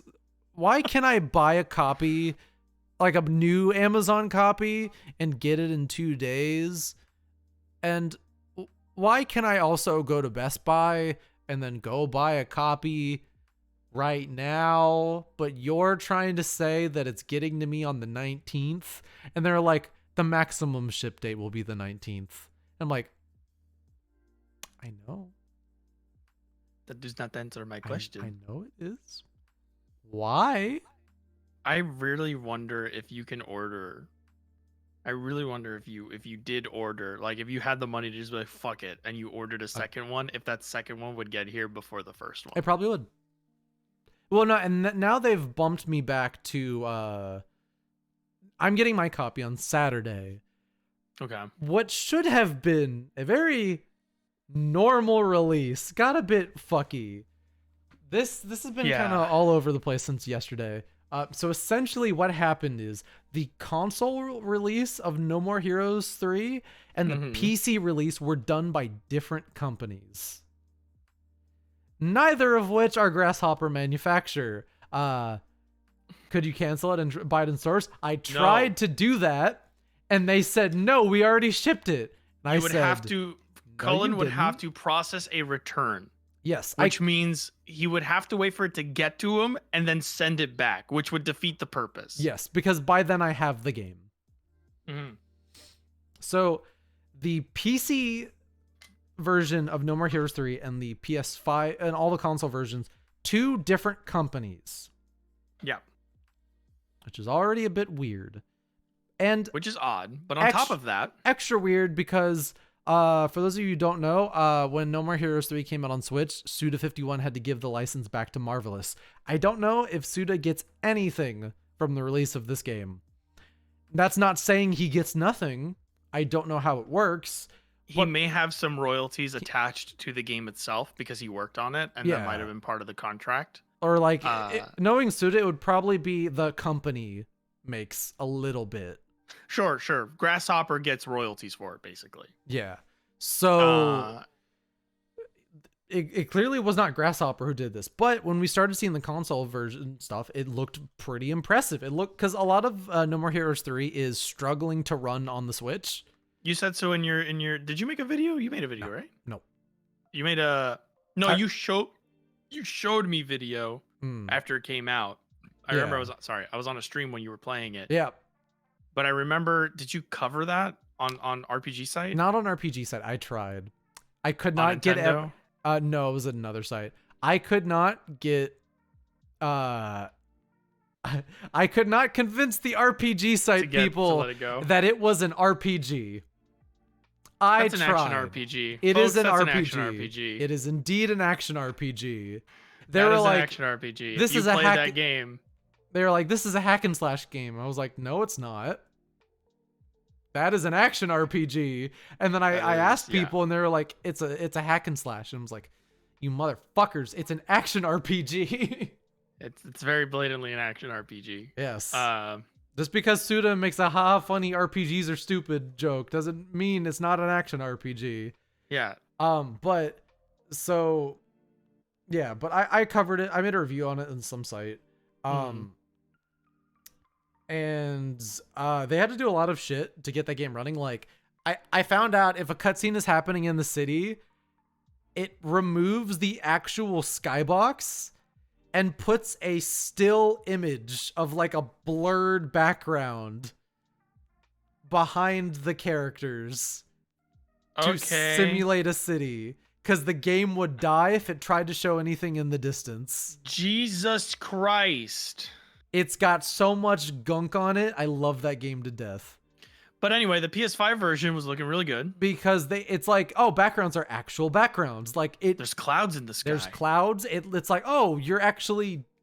It looks like... Someone's actually reworking some lighting, it looks like. It looks like a remaster. Yeah. Yeah. And then, which is what happens with Switch games nowadays. Yeah. It didn't feel like a port. It felt like a remaster because they redid textures and everything. Yeah. And it sorry, everybody. That's where we're at right now. It is unfortunate. If you'd like to know more, actually, we talk about the Switch sucking every week. Well, no, we talked about it the first podcast, but we mentioned it here and there a little bit. Yeah. Yeah. Obligatory. The Switch is not a bad console. It's not that games running on Switch are running it poorly or like unacceptable. Underpowered. It's just that we know that it could run better on other consoles, and we've seen that proven time and time again. Like No More Heroes 3. And the discrepancy between the convenience that the Switch provides and the I'm glad you're willing to do PR. I don't give a fuck. Yeah, the ability of the Switch to run these games at the condition that it runs it in, and the convenience of having it on handheld, that disparity, that sort of like compromise is getting harder and harder to accept with things like the Steam Deck and other handheld gaming products coming out that are doing it better. That's it. Yep. That's it.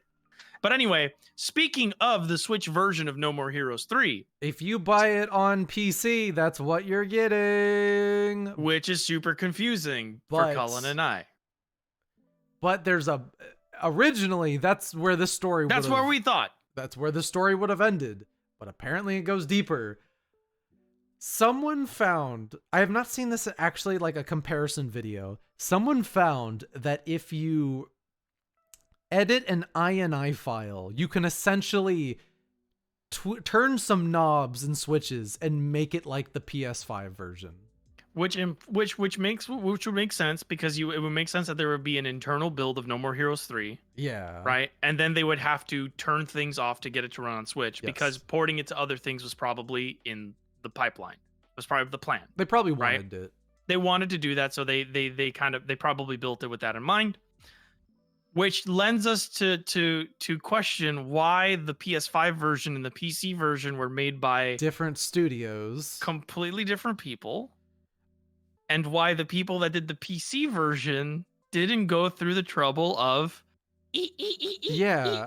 And like I'm seeing conflicting things because I apparently like extra work might have been done for the sure PS5 and the console version, but I can't really get a consistent response on this now. And it's hard to find out because you would have to tweak the games yourself and then play both back to back yourself to see, okay, did something get added here after we tweak all the settings to make the games look as comparable as possible. I have thought about buying the Steam version today. If apparently, because some people are saying the Steam version is still the best version to get because the PS5 version has the like console some performance version issues. No, the console version seems to be missing a couple things here and there, like sound effect wise. Okay, but I don't like it. Looks great. I don't know which I'm. After we're done with this podcast, if the sun is aimed just right, I might buy the Steam version of No More Heroes 3 because I'd probably play it mostly on my PC. Sure. Yeah. I adore that game. You'd probably replay that game as well, like easy. Yeah, it's a really good game. But I will say, so another thing though, it's like right before we went live, a little bit earlier, they Xseed announced that they will be patching the PC version to give it better graphics. Which means they're just tweaking the INI files. Well, this isn't like because if it was that, they would just be like, oh, here's a patch, we fixed it. So they were vague enough where it seems like they're going to be working in-house to make the PC version match up with the PS5 version. Not like a, hey, porting studio, fix it. Unless that stuff is already in some internal build. I'm so that curious. They have access to. Unless they have some internal build that they have access to, this is going to create a very weird situation because I don't think they're going to make new assets. I don't think you're allowed to. Well, unless you get approval. I think the PS5 version did that. So that's what I mean. It's like if they're going to do their own, that means that the PS5 version, the Switch version, and the PC version of No More Heroes 3 are completely non-identical. In terms of like what's going to be in the game. I don't know if this is just a rumor, but apparently like clouds will be different. Yeah, but apparently someone was able to take their No More Heroes 3 save file off of their SD card on Switch. It uses the Switch save files and load it into the PC version. Now this could just be a rumor. It's great. That's but it's damning as far as the quality of this port is. And like, because it seems like all they did was just rip and they didn't convert anything. They didn't like they're definitely like it definitely looks better than the Switch version, but that I'm so curious. I think I might. I want them to data mine it and find out it's running on Yuzu. It's running on Switch emulation. Oh, did you see that like Steam Deck video where they got in the hot water where they put Yuzu? That's bold. And then they edited it and they were like, "Oh, my bad." Ooh. Valve, yeah, no, I bet they did that on purpose. Oopsie. Yeah, Valve, you're cheeky. You're kind of shit, but you're cheeky. Did we do that? Oops. So if you think I should cave and buy No More Heroes on Steam, I don't know. Just sub to Cullen. Donate money to Cullen. So send Cullen bad can buy omens my way. Being like, we know you're gonna do it. Send black ravens to Cullen's window, and they peck in Morse code, and it says, and buy that's your the answer. Game. All right, that's your answer. So, besides this, let's go into more news. This was news, by the way. So, yeah, and like I said, I can bundle up a lot of this together. Okay. It's not. I haven't set it up yet though, but I wanna ask you a question, Cullen. Okay. We're gonna start with this because I feel like it's the most like interesting thing, and it's the thing that like we can get into the most. Cullen, I'm me. Would you consider yourself a Square Enix fan?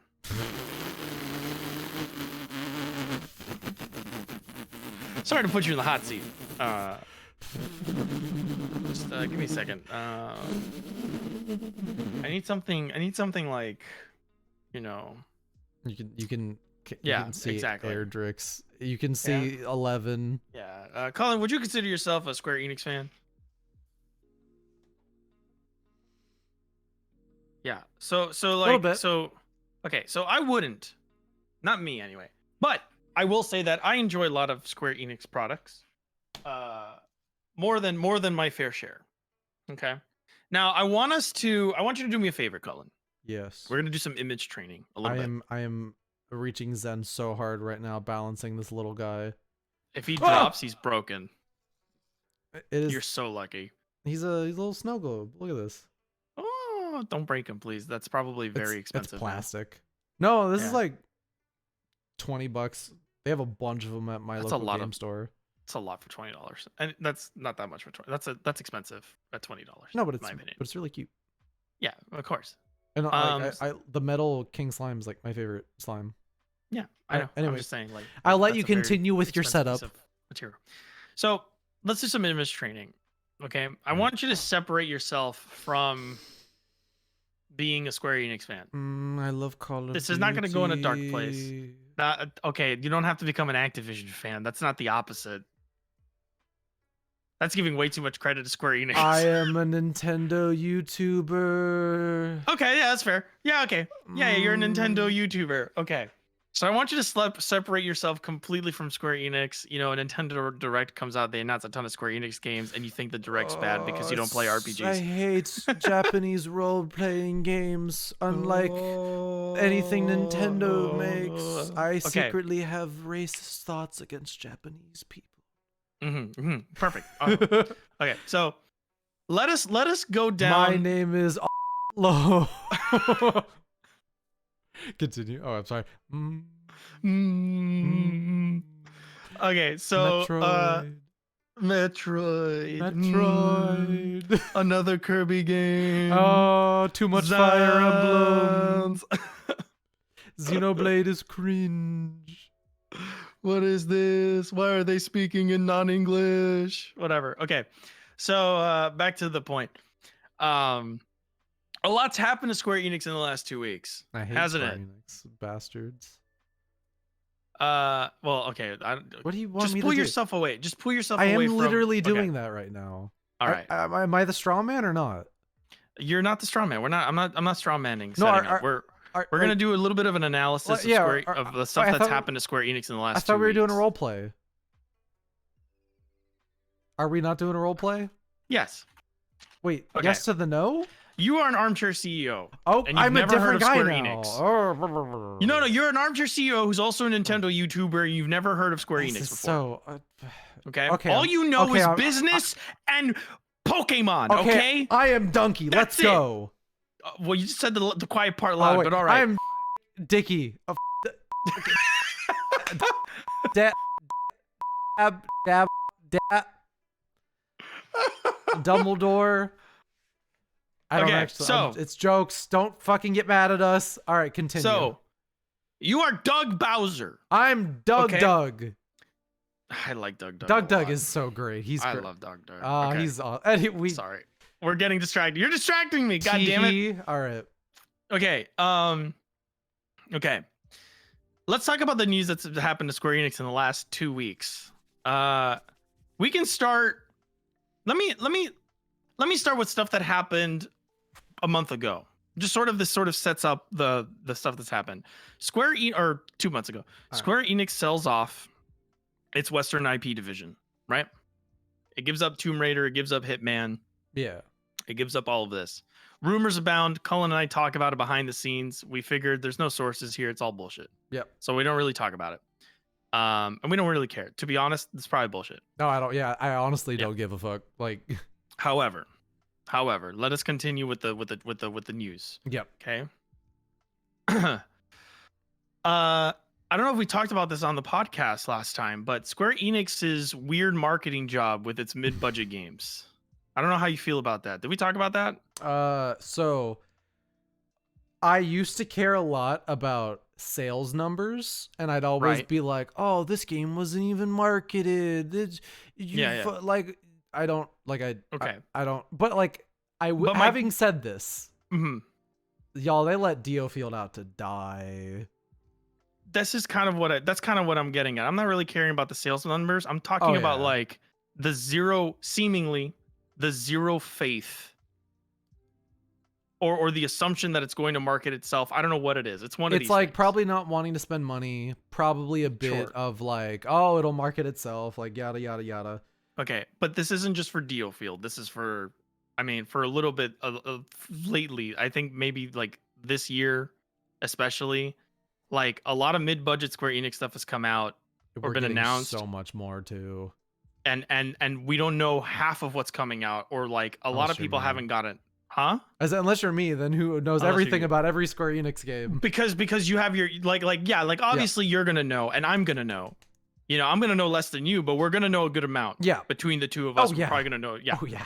So, but this stuff, the games come out and people don't even realize that the game is released, Yeah.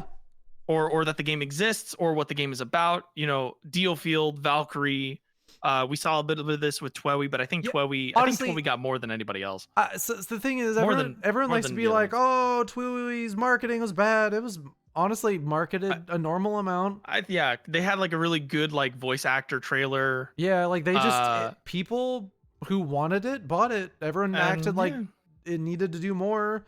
No, I think we can talk about Triangle Strategy having Triangle Strategy like a great because Nintendo published. Yeah, sure, fair enough. But like again, like we're looking at this and we're looking at like this does great because somebody else is doing the advertising work for them. And typically it's Nintendo. Yeah. And then you're seeing like the stuff that Square Enix is in charge of to market, and you're seeing like sort of like this announcement and this really big like they kind of make it a big deal when they announce it, and then very slowly as we get closer to those release dates they make it quieter. Yep. And I feel like what was the Live Alive? I feel was this too. But Live Alive got Nintendo stuff too. Yep. Live Alive sold 500,000. Yeah.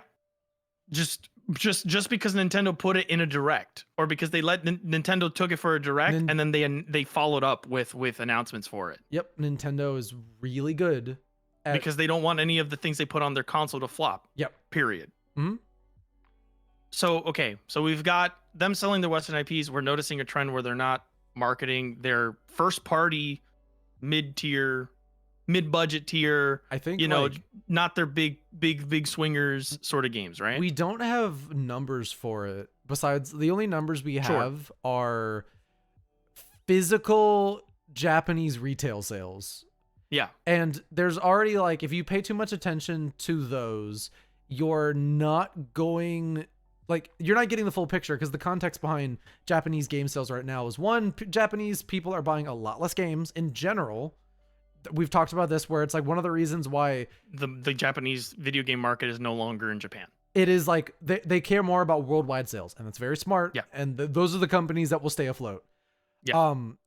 But so you have that, and also a lot more people are going digital in Japan. Yes. So retail sales are not really as big as they used to be. Mm-hmm. They do not paint a full picture. Typically, though, you can tell a game does very well if they'll very soon after release give a sales number. Typically, when they might make a comment like, "Oh, it's made our goal," but a sales number shows that they recouped and this game did above expectations. They're going to, they are willing to talk about the sales number and announce it. They are proud of it. But for them, as long as it turns a profit, they can go, yes, because making a press announcement about that looks good to stockholders and shareholders. It's like, oh, it turned a profit. And that's all it needs, because everybody there knows now that whatever money that continues to sell is going to make the money. Yeah. But the focus of what I wanted to talk, the focus of what I was mentioning there is not the sales numbers so much as the odd sort of strategy for putting these games out. It is because they have so many coming out. There's so many out, and we know so little about so many of them. Just from osmosis, which usually is how most people get their game news. What's really interesting is that the one I feel this... Okay, so there's a couple of different variables here. For example, like they're all handled a little differently. I think DioField and DioField got some marketing, not that much. Valkyria got nothing. Zero. It got a demo and some tweets. And let's be honest, a lot of those games that came out, a lot of them have been reviewed, and the critics are kind of like, they're not like, this is amazing. They're like, this is okay or pretty good, but it has like some flaws or whatever. That does not change the fact Like the quality of the game does not justify Oh, them yes. not advertising, And because we've seen Square Enix advertise for much worse. Yes, and the thing is, like, when we're talking about sales number and a game not doing well, that doesn't mean it's a bad game. Yeah, exactly. Like We're talking about strategy, and we're like, also not talking about it from like a defensive point of view where it's like my game didn't so well and it deserved better. It got what it No. deserved. Like, but we're also like, what we're talking about is sort of like like what I want to talk about there is and we'll get to that, but I want to complete the bundle. Yeah. is I want to talk about like the question of whether or not those games would have done better with proper advertising, which I believe. Oh yeah. Probably. No, I was actually meaning to mention that. It was really just that it's like there's some variables on how Square Enix is handling this, because you're right. The only one I've seen this kind of like it will market itself work for is Tactics Ogre. Yeah. That announcement. That's legacy. That has a tenure. More than usual for a franchise that has been dead. And I think it really is just like Ogre fucking died. They made a PSP remake. It was really good, but that was like a decade ago. There's been nothing and Tactics fans have been fans of Tactics Ogre, including even now Fire Emblem fans know Tactics Ogre, and it's a perfect time for release, and that's why Tactics Ogre was the flash in the pan, like perfect moment. Yeah. Fire Emblem Engage really turned off a lot of people. This is and you have this now, and it's like, oh, okay. I think this game will sell. This game will do a lot this more. will do what they want it to do, which is will sell itself. Yes, and I think this will exceed expectations. Okay. I actually think this game will do well, but you have stuff like where I don't know how much money was spent on something like Diofield. I imagine they're going to brush that under the rug. And then Saga Frontier they know who their audience is, and they all know we fucking have you all. I have a problem with the fact that they don't try to win anybody else over. Saga is weird. And we've talked about this, where Square Enix really struggles with getting new people in. Yes. And they can't rely on that forever because they're losing their old people with that, because now their old fans don't even know what the fuck's coming out, and like 20 of things are coming out. But okay, we continue on, right? Then we find out Square Enix starts talking about live service. And last year they were announcing all these live service things, and they're like, we're gonna do some live service games. They did the Avengers one, they did Babylon's Fall, and they announced the Battle Royale for Final Fantasy VII. So Babylon's Fall sells like shit miserable because they don't do any advertising for it. Not only do they not do any advertising, the game is bad.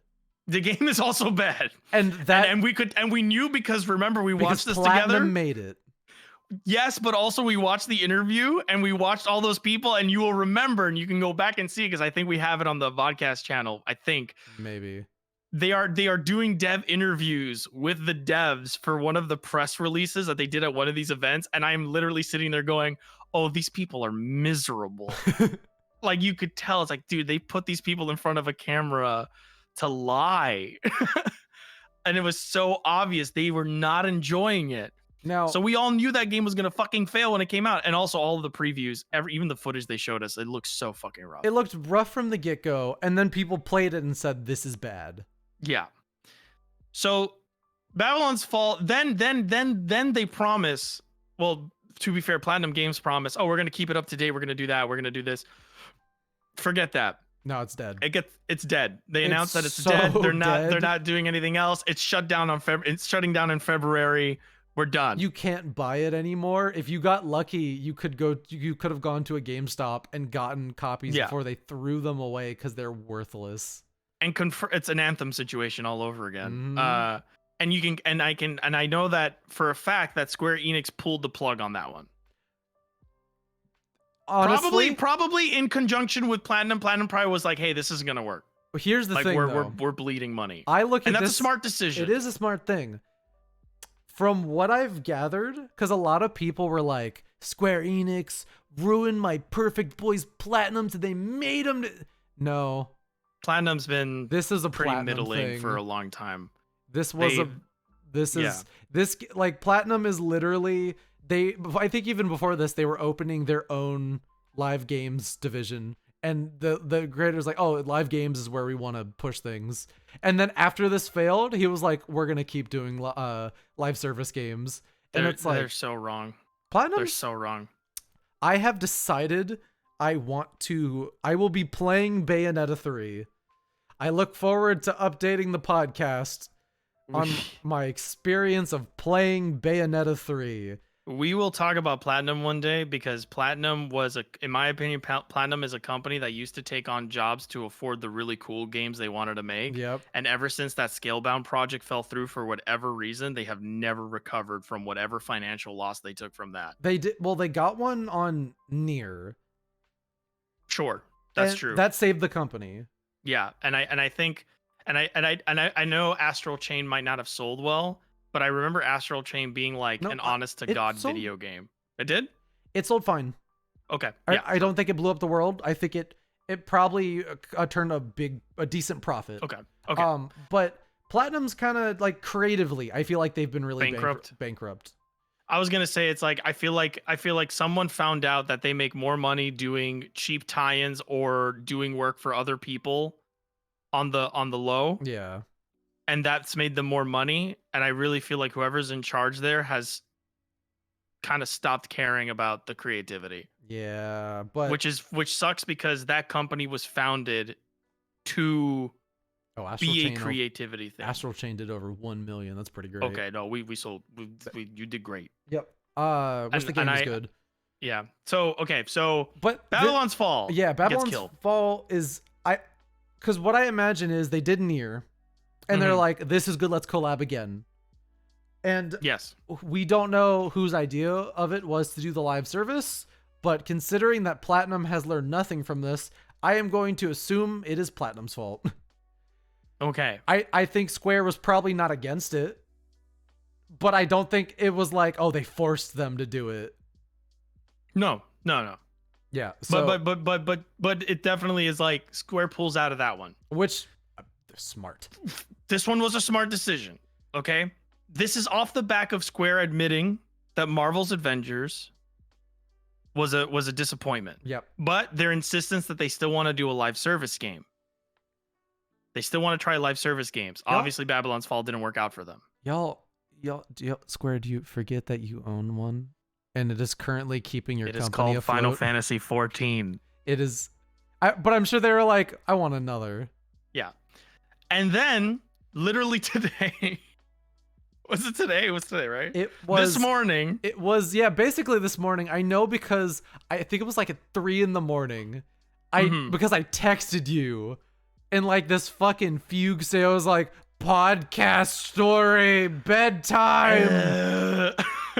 And so it fucking. So the first soldier is dead. Which is really funny because 4 days, if you look at the Twitter, 5 days ago, they're like, we have all these updates going out. And they were like, oh, we're going to put this out for First Soldier. We got all this stuff out. It gets shut down, which is kind of scummy because I get the feeling they didn't tell anybody that was working on that project that they were going to cancel it. I get the feeling that's something, because that is also, I mean, they can't just say that they're not going to work on anything, but yeah, I want to know if, well, because they're still updating it as the game goes. Like in the bits that it's alive, they're still in the next 3 months. Yeah, they're still going to put out updates. So sure. I'm not really sure exactly. So the First Soldier is the Battle Royale Final Fantasy VII game that they released on mobile, right? Yeah, I feel like if it was entirely like they did not tell them, they would have just canceled all plans to continue updating the game. But that's we'll talk about it now, but that's actually it's a common strategy to just, like, lately people just don't know that they're out of a job until the public announcements. Well, but I don't think anyone lost their job. It's just that they're like, did they? I don't know where they're gonna put them. I don't, because usually when you make it, you don't just divert people. You got to hire new people for a live service project, because you still need everybody existing that's working on non-live service stuff to be working on other stuff. And there's things about live service games that require different expertise and specialties. I feel like Square Enix definitely has some of those around. But anyway, that's actually that's a free idea if anyone wants to do some investigative journalism. Yeah, go for that. There's a free video idea for you if you need, or an article or whatever. Yeah, no, do an article. I feel like if you make a video on that, it'd be really hard to steer clear from the clickbait drama channel bullshit. True. Anyway, So okay, Journalists, my point look is, into it. Anyway, yes. my point is, all of these like the and then on top of that the crypto stuff, which we won't get into because honestly it comes from the CEO of Square Enix is a delusional human being. Yep. And I honestly I don't like at this point he might as well be like a little Yeah. like hand puppet. Yeah. Between the poor advertising strategies for their mid-budget games, between them pulling out of live service games and then insisting that they still want to do live service games, between the sorry, I'm like trying to There's a lot. collect myself because it took us like 30 minutes to get here. Sorry. No, you're good. Between that and the oh my god, what was the thing? Literally, you brought it up when I was bringing up the other stuff. They're AA games or whatever. Between all the things that we've talked about, I have a question, an honest question, and this is something that we can speculate. I want us to speculate on it. I'm not trying to like lead anybody into like an opinion or something. Yeah. Do I think they're okay? No. They're gonna be okay. Okay. They're gonna be okay unless they continue to unless they're doing what you were saying earlier, which is not caring about a worldwide audience, which they might be, but that's that's related but not entirely the conversation. What the fuck is going on at Square Enix? I could not tell you. Like it's really weird because like from a creative perspective, I feel like this is the best they've ever been. Like at the very least, they know how to hire some people who have good ideas and make good they have good creatives games. There. The mid-budget lineup, I'm looking at all that stuff and I go, man, if you gave any one of these people more money, they could probably make something really like more time and money. They could probably make you something really fucking good. What's great is that they already are though. Sure. These seem like they are games on the cheap that are still like they've got that something. There's like Harvestella looks super good. I played the demo. I like it a lot. And I know Diofield Chronicle, a lot of people thought it wasn't that great, but a lot of them were like, no, but honestly, like it has like some really solid ideas. Diofield's a good game. That's not even like I don't know. No, it's like Diofield is a good game. People like the Valkyrie game. People liked what was that game that came out? Dungeon Explorer? That one was super niche, but yeah, people are coming out being like, dude, this game's actually like kind of badass because like it deconstructs dungeon crawling and it's fascinating. And like Yoko Taro is like shitting out like three fucking video games. And it's like, no, like when I say shitting out, I don't mean like it's like lazy. No, it's like they're solid fucking games. They're solid games that are built on a very simple framework. So you can like, you just change some art, get a new voice actor. Fuck, it's great. And you don't, and most people don't even know there's 3 of them out already. No, those games are still like they're doing great, but like I didn't even know there were 3 of them out. I thought there was just the one out and they were like DLC. I was like, no. Somebody was like, no, dude, they're 3 separate fucking games. Like not everything in Square Enix is going bad right now. No, that's the point I want to make is like it's not that they're creatively bankrupt. It's not that they're like gonna flop or whatever. It's not that they're putting out flops. What is with the project management? What is with the allocation of resources? What is with the business decisions? Like what is going on? It doesn't make sense. But from a consumer perspective, I'm eating good. From a consumer perspective, you're eating good, but keep in mind, you're an informed consumer. Oh yeah. And most consumers aren't. So most consumers could be eating well, but they're not going to. I feel like out of everything coming out this year, the 2 games they're like at the end of the year. Okay, there's about 3 games they're putting marketing into, and it's Final Fantasy, Dragon Quest, and surprisingly Harvestella. Harvestella's been getting a push. I think if Harvestella doesn't do well, I better not see anyone go like, oh, they didn't market this game. But I don't know if you noticed, but Harvestella seems to be getting pushed by the people making it. Square Enix is still putting in marketing on that. There's a lot of personal messages from the people who make that game coming out in the advertising, and I am leading myself to believe, and I could be wrong, but I am leading myself to believe that a lot of that advertising push is coming from the people, the creatives making that game, because they're looking. I mean, it's probably just a marketing team who knows how to sell a game like this. To give a bit of a cynical answer. Sure, but also like at the same time, it's like, where were they for? I guess the marketing team is more than just those people working on that game. There's people marketing the other ones too. No, but like, I'm just thinking it's probably them. It's like a game like this with a very passionate dev team. We should really give a spotlight to them. Sure. In addition to what we're already doing. That My seems thing like how you would sell a game like that, is to know, because there's so many bad fucking farm lives. So to hear like interviews from people making it that like showing how much they care, that puts a lot of faith in you. And that's what I want to say is like the people in charge of that, whoever it is doing that, they're looking at the other projects. They're probably just spread too thin.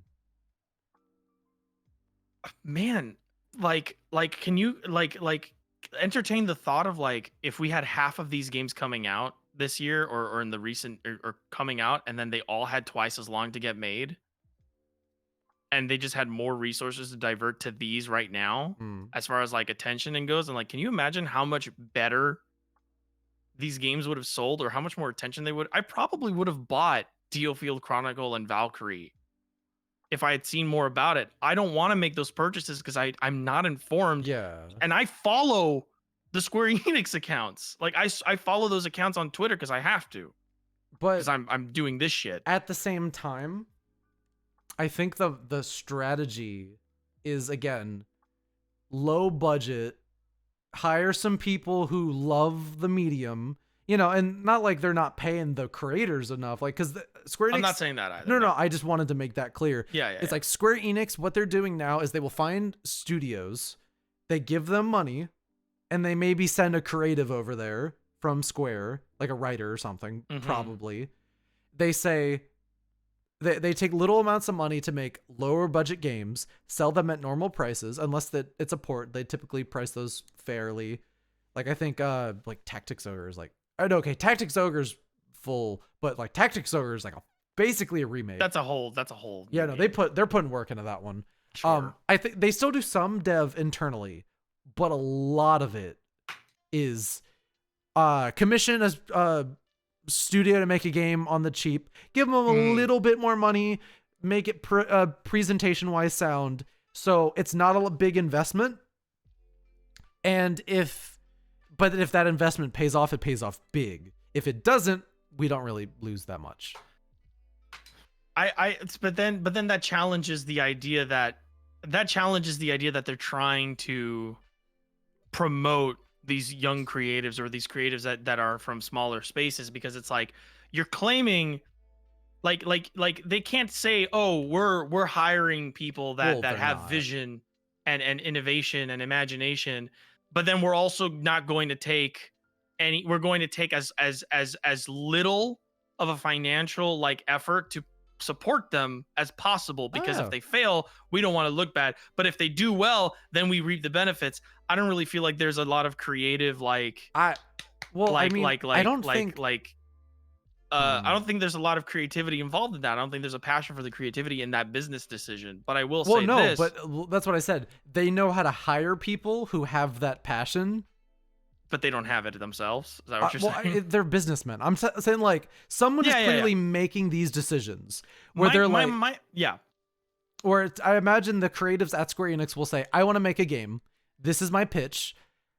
This is the budget I want. And they'll be like, okay, well, this is the budget you get. And then we find you a studio. Like, I think Loncars did Diofield Chronicle. Like, all of their games are being outsourced to different studios. Okay.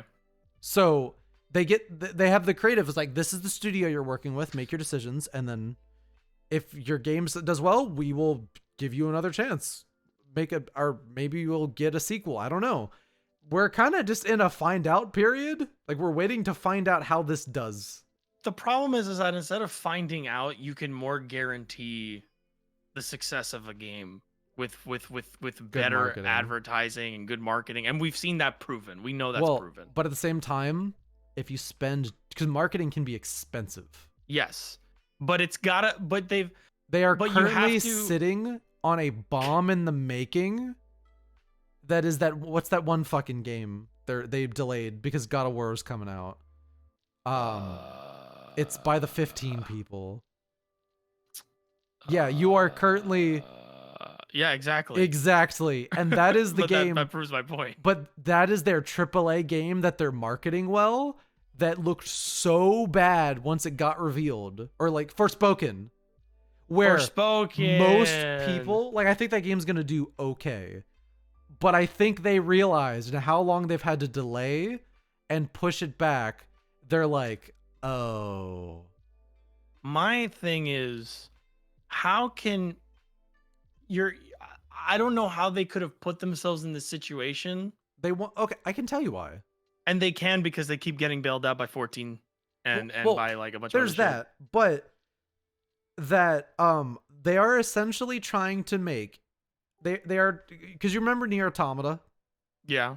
Where that was a smaller budget game. And they're trying to do Automata again.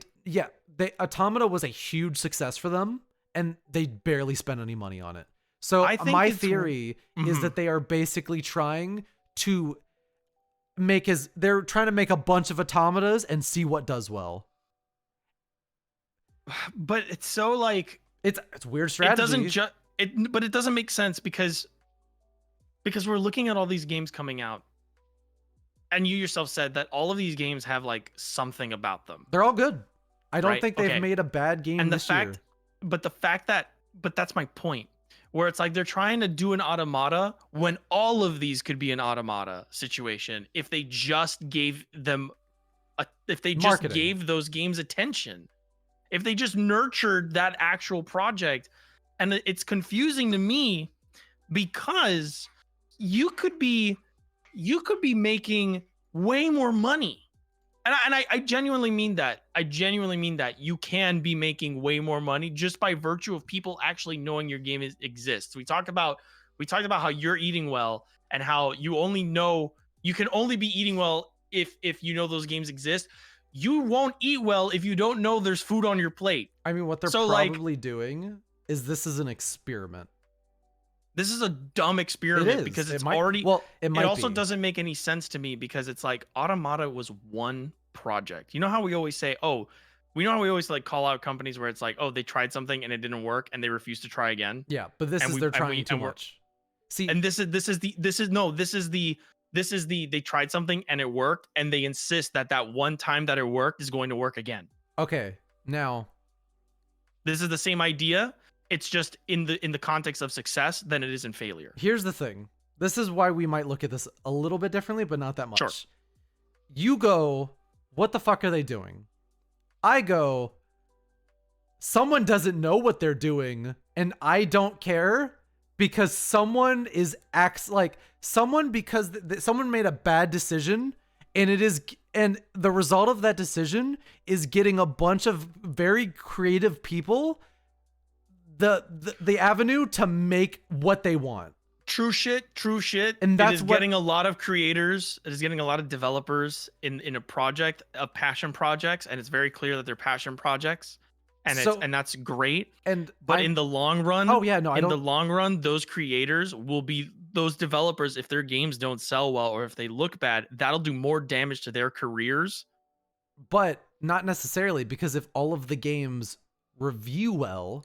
Like there's a lot of metrics. Sure. You're right. There's a lot of factors that go into that. I can't just say, just because Square Enix didn't market their game, they're not going to get any work elsewhere. And that's not fair. I'm sure the Square Enix employees on those projects are not getting fired.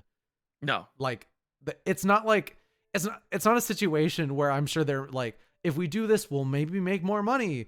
Like they know what. It just seems like they're giving the right people like AA.5. I feel like they're approaching them with that like rhetoric, with that wordage, but I feel like behind that is a very cynical, we are going to fund as many of these smaller titles as possible, throw them at the wall and see what works. We'll probably make some amount of profit back, and that's all that matters to us. Oh yeah, for sure. And I feel like that is for From the what do they call it when you burn the crop after harvesting it instead of letting it letting it grow more? But I know I what forget you what it's. I mean. think it's slash and burn farming or whatever it's called. I don't remember. Where it's like they want these short term fucking profits. They want these short term like things with these little small projects, and they don't really care if like 2 or 3 of them don't break even, as long as the other ones make enough Yeah, profit they're in the hoping long term. something will Yeah, go and make up crazy. for all of that. Yep. And I feel that's really reflective of Square Enix's Oh strategies yeah. historically. And I feel like it's like, for a company that's been around for as long as they have, it is confusing and somewhat disappointing to see that they haven't adapted and they haven't bothered to fix or to change the way they handle their projects. And it comes back to the fact that the reality is that it works for them every time. Yeah.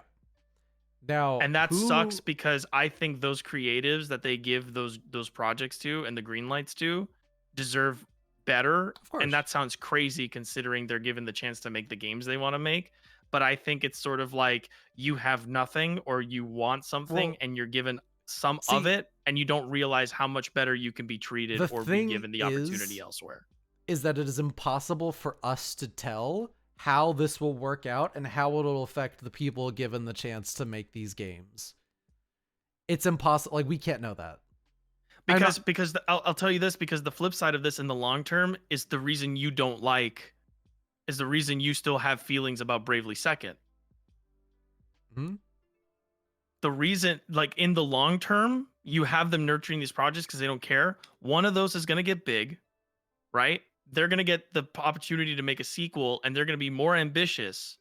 And if that doesn't do well, then they're going to say, no more of that. And that's how you get your Bravely Default 2. Yep. Okay. No, I get it.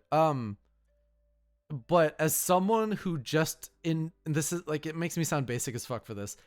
I just enjoy that. I don't think you're basic. I think you're incredible. Thank you.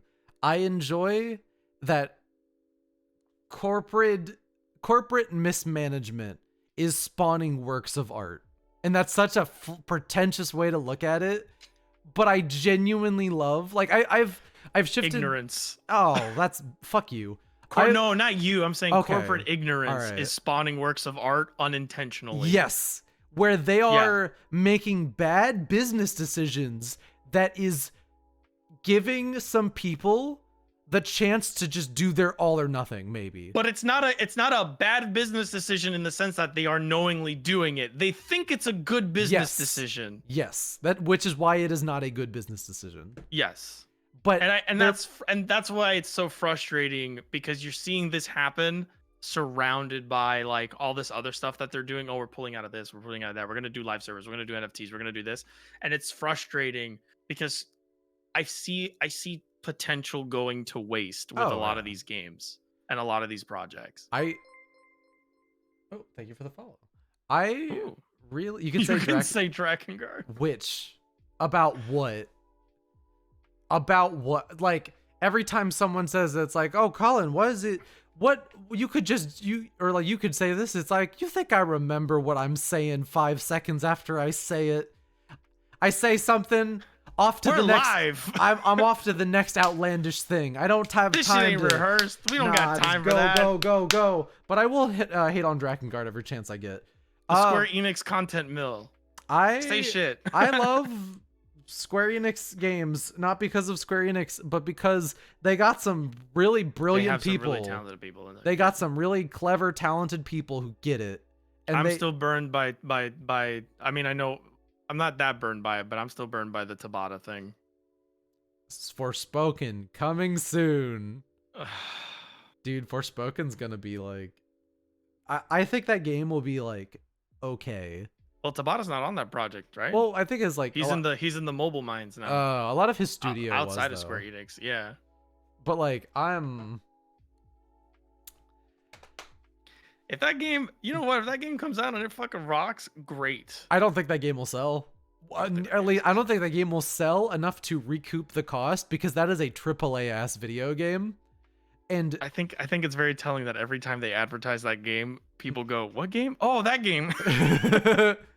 I really think I think the reason though as well that they're doing so much AA to this Mhm. amount and this scattershot kind of thing is I don't think their AAA is doing too hot. Well, what AAA do they have? Well, that's the thing. Final That's a very good Fantasy point you're making, yeah. 7 remake. I think like people look at it sold millions. That does not look like a we need to sell millions to recoup our cost kind of game.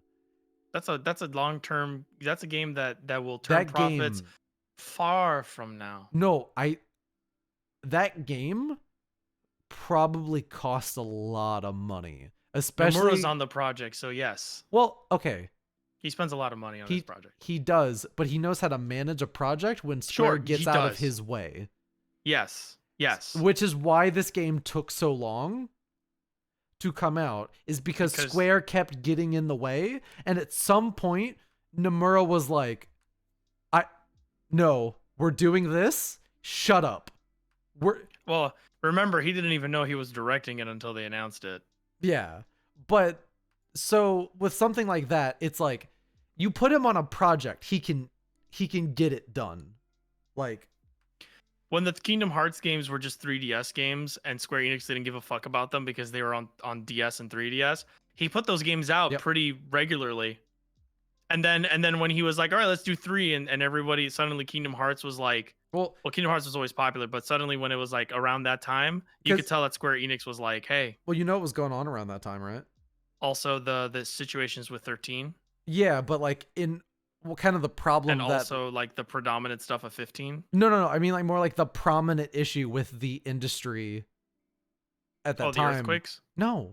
I'll just. There's so many things that happen. It really could be, but so there was a period where this happened a lot in the Japanese side of the industry. It would still happen in the West, of course, but like everyone had to adjust to the shift from SD game development to HD game development.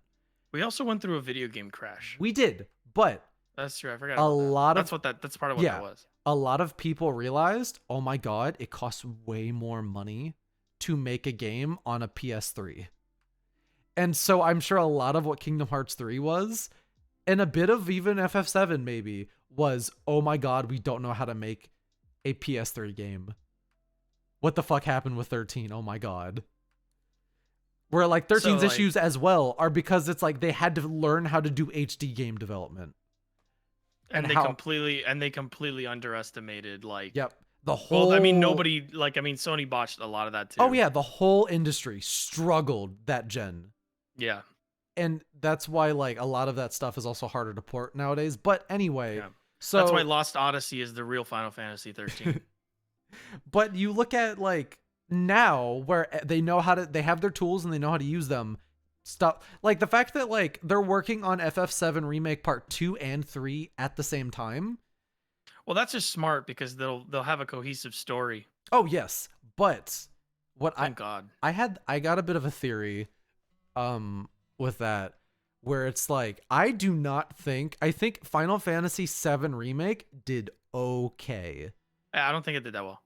And like compared to how much money was put into it, which is why now we're getting we gotta flip these assets. We gotta flip these assets and make a profit. So First Soldier. It's being developed because they're not making First Soldier, Crisis Core remake, Ever Crisis as well. Yeah, which by the way, I have speculated that Ever Crisis is gonna come out and they're gonna drop support for that quick. But also because I found out that it has gacha game mechanics in it. I think that has a better chance of surviving than First Soldier does. Well, because it's got whales. It's going to get whales. It's got whales. It's not going to be multiplayer, and it's not going to be a battle royale. And it'll be a literal remake of Final Fantasy VII. Sure. Like, I just don't know. I think that game will do okay. It's got gacha stuff in it. It does, of course. I don't know. It's really funny. I saw when people were. I think that's gonna be like quick, and you're gonna get some whales that are gonna do it. But then a lot of people are gonna be like, "It's not worth it when I can just go back and play the older one." No, but like, Well, because they're without doing that stuff in it. more. Yeah, I don't know. We're gonna have to see. I'm looking forward to that because I would like to play like a demake of some of those more ambitious ones. Sure, I would love that. I think that sounds really cool. But so you have like that, and they're like, okay, we gotta flip these. We gotta make a profit. We gotta take the stuff we've made. And I imagine Nomura is like, okay, I know what this is. Let me lock down 2 and 3 because Nomura is an artist. Nomura is not a businessman. He's definitely an artist. Look. You can be snide about it. No. You're right. He is an artist. Nomura is a creative. He is an artist. He is a creative type. He is. He is not the kind like that whole thing is like Nomura is quiet but powerful. It's like Nomura is not the flashy one. Like everyone acts like Nomura is this kooky crazy guy. He's a pretty down to earth guy. And he has kooky crazy concepts when he writes, and he doesn't make any fucking sense when as a creative. Like his creative processes don't make any sense to me. His creative decisions don't make any sense to me. But he is not a loud person. He is not the marketing guy. No. He's not the I gotta fucking. He loves to bait people all the time. But he's not a marketer. That's why he baits people, because that's how he markets, and it's baiting people with mystery and promising. He, in my opinion, Nomura is very close to a Stephen Molyneux type. But he's just a lot quieter about it. So he was probably like, okay, this isn't going well. I need to lock down 2 and 3. And I need to get 3 started just enough. Like, because if you begin development on it, you actually start developing. But they see the writing on the wall. I think they do. So they're like, okay, let's wrap. They always do. I'm sure that because they were very ambiguous when this started. By the way, I need to mention when we talk like this, we are literally just shooting the shit. We're not saying this is the case. We're just speculating. We are making assumptions. Yes, and we think that's fun. We are not like saying, if we had to write this in, let's put it this way: if we had to script this out and actually have a serious discussion about this in a video of some kind, there would be a ton of we would make the video, but 2, there would be a ton of research. Like we would actually look into it and get definitive answers to back our things up. But we can't do that because we're on a podcast, so we're just going with our guts. We're shooting the shit and assuming and making theories. We are not experts. We are not saying we are a point of authority. Please do not. We're making some semi-educated guesses. Yes, that is very important. That's it. Do not take this information and then go tell your friends that this is what is happening. Yeah, because it's probably not. But it might. Yeah. But we're very educated and we do. We're saying there is a good chance of this, and let it be said, let it be known, we have been proven right in the past. Yes. We have. We're making pretty good guesses. That's all we're doing. So I imagine it's like, okay, so this didn't go crazy, and like I'm sure the money people are like, hold on. So he was probably like, okay. Those 3 like from the ranks of like all the 3 asset flip games, I'm sure the one they cared about the most is Crisis Core. And they're like, all right. That's the one that got the most buzz. Oh, yeah. Because they know that's the one where it's like, okay, this is like our fun, creative one, so let's put the effort into that. Also, the Tabata project, just pointing that out. It's one of his better games. Motherfuckers. But. Should have finished the modding suite for 15. Fucking bastards. But. So, and then, like, Nomura was like, all right, so let's start 2 right away, because Square's gonna let us do sequels. Because I'm sure a lot of these like assets are made and the engine work is done. Like everyone was but also the plan was to make it episodic, and then that episodic shit kind of like it is still kind of the plan though. It is the plan, but they realized that they have to be a lot quicker with it. Like it can't just be like, I don't think after this game got made that like they were struggling at all to like I don't think time is an issue, because now they have their tools and they know how to use them, and time is not an issue. Timing is an issue. Oh yeah. But so I'm sure that they were like, because they didn't make it clear how many parts they had planned. A lot of us expected 4. I think 4 might have been something they hinted at in the past. I always assumed 3. I always assumed 4. I'm sure they could do it in 3, and they are now. But what I imagine it was like, okay, so maybe we're cut down from like how many total we had planned. This is what we do. Get 2 started before 2 is done. Start 3. Get a budget in place for 3 because they can't cancel us if we're already a decent way in, and they aren't going to want that money wasted. There's gonna be a part X+1 that's gonna be called Final Fantasy VII Retrograde, and it's just gonna be a complete 1-to-1 remake of Final Fantasy, the Ever original Crisis. one. Yeah, I know.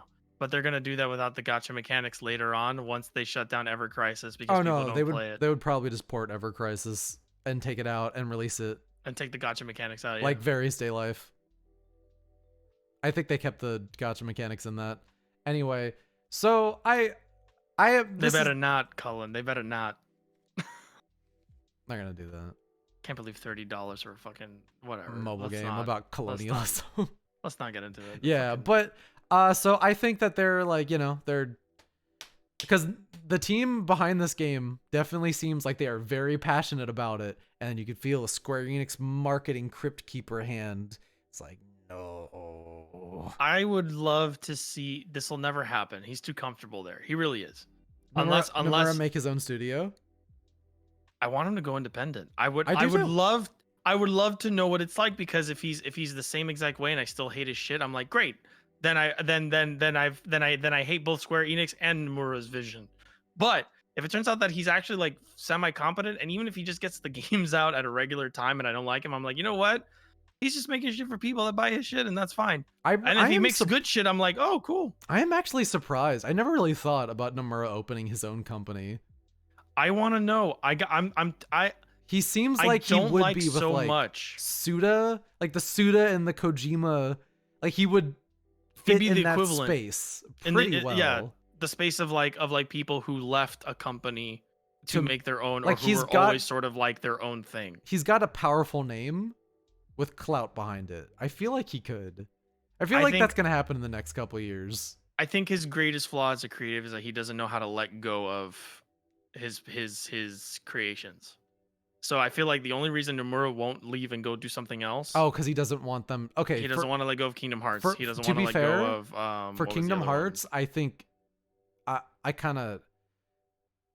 It really shows a lot though how much he cares about that, and how. Oh yeah, of course. Because I feel like he is worried about them, like what Konami did to Kojima, and all of the Metal Gear games where he wasn't like as involved. Like, I'm not saying they're bad, all of them, but it's like you can kind of see how it's like he is worried of them like ruining Kingdom Hearts.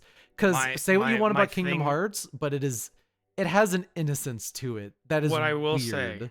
Given I will say if he is afraid of the things that they did to that with Kojima, then he should take a page out of Kojima's book and just learn to let it go.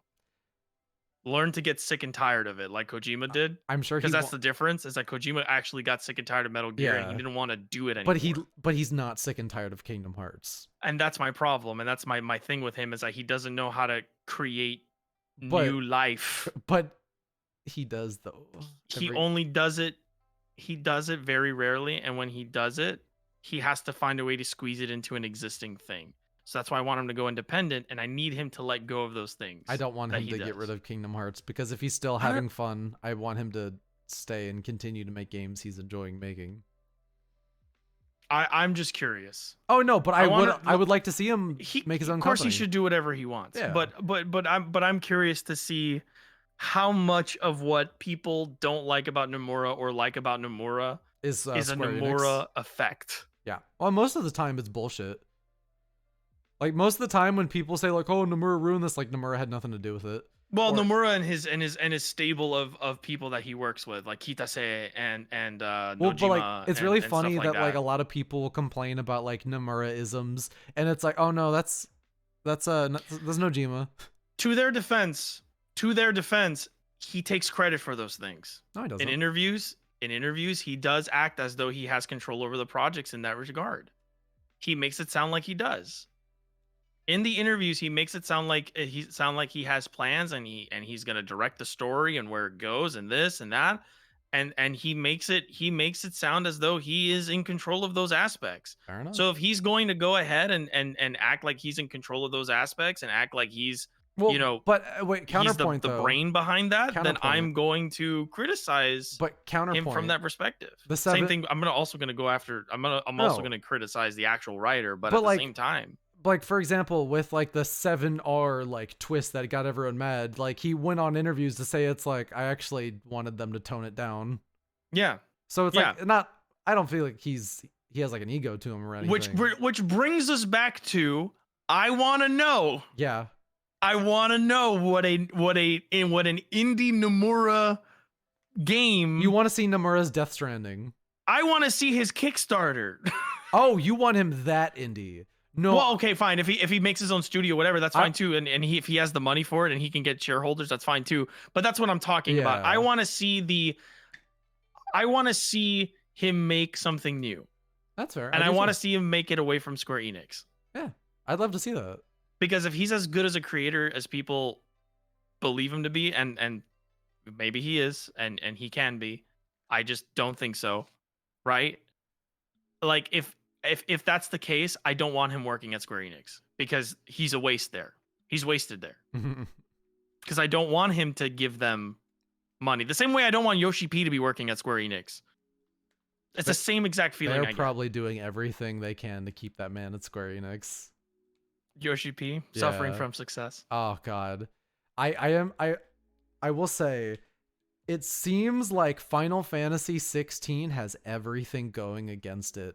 Not in terms of the quality of the game, but oh man, that game probably will not do as well as Square wants it to. Why? Well, because fucking no one has a PS5. And they hiked the price up of the PS5. That's right. It is a exclusive AAA video game that they've been like, and yeah, we don't want it to have like monetization stuff in it or any, like we want it to just be like the single player thing. And I'm sure Square Enix is like, but they're like, they got that, like, it's like, what is he doing? But also he made us all this money with 14, and they're like, do we want to? But he could. They're gonna put it on PC. Oh no, they will later. If they're that desperate, if they're smart, they'll just put it on PC. No, I don't think they can. Why not? Sony has that exclusivity. Sony exclusivity. Well, that's why, like, I'm sure, like, from a Square bail out of the contract. I'm sure from a, well, no, they pay the fine. Well, no, I don't think. Look, listen, I think what I am hoping for here is that Sony is like backing this mostly. So if this fucks up, it's Sony's problem. And they were just like, cool. Our game, like, you know, it got mostly backed by Sony. We didn't lose much. And then they wait for the PC release and they put it out there, or the Xbox release or what have you. I don't know. I think they were like, oh, hey, Yoshi P, you want a Final Fantasy, right? You want another one. What if Sony published it on PC? They probably might. Who knows? Yeah. So if Sony publishes it on PC, that's not coming to anything else. What do you mean? Oh, like not to Xbox. That's not coming to Xbox. If it is Sony, well, it's already publishing, on Microsoft. Sony's already put it out. Sony's already put PC games out on Microsoft systems. No, but I'm saying like 16. Like, yeah, it depends how much Sony is actually involved. I think Square's probably gonna be the one porting it to other devices in like a year or so after. I just want that game to succeed. But anyway, I want that game to succeed too, because Yoshi P is great. If it doesn't, good job, Yoshi P. You tricked them into giving you a bunch of money to make a great game.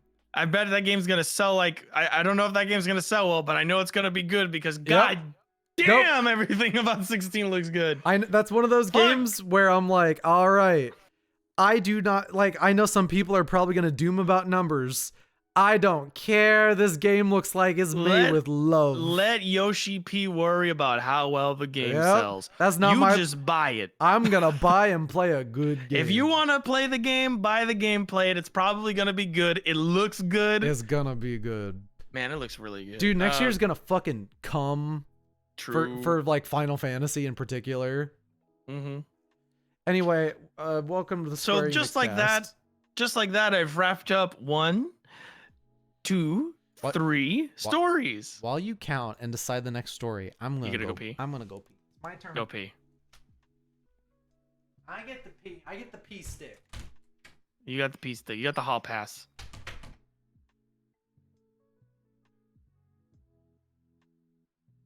Oh my goodness. Long-term success versus short-term success. I agree. Now that Cullen's not here, Nomura's a big stinky poo-poo loser. I hate him. I think he sucks. No, but honestly, like, I guess I should make it clear. As much as I don't like the direction that Nomura or his stable of creatives take their games that they work on together, I will say that should not mean that Nomura can't enjoy making games or continue to make the things he wants. That being said, if I happen to play some of his work and I do not like it, I am going to criticize it, and I am going to have problem with his style of writing and his direction and the way he does things. That's just how it goes, folks. You know, I'm never gonna tell it to him directly to his face. I would never do that. I would never just like yell at someone directly to their face that, oh, the shit you make sucks, stuff like that, because that's wrong. You shouldn't do that. You are allowed to criticize. You are not allowed to harass. It's very different. Anyway, yeah, we've got a couple more news stories here. So if you're feeling a little tired, want to go home, just stay tuned for a little longer. We're gonna get through it in a little bit. Probably end the stream, I would hope, in about 30 minutes to an hour. I don't know when Cullen started the stream, but I think we've been going on for at least 3 hours now, right? I want to say it's been 3 hours.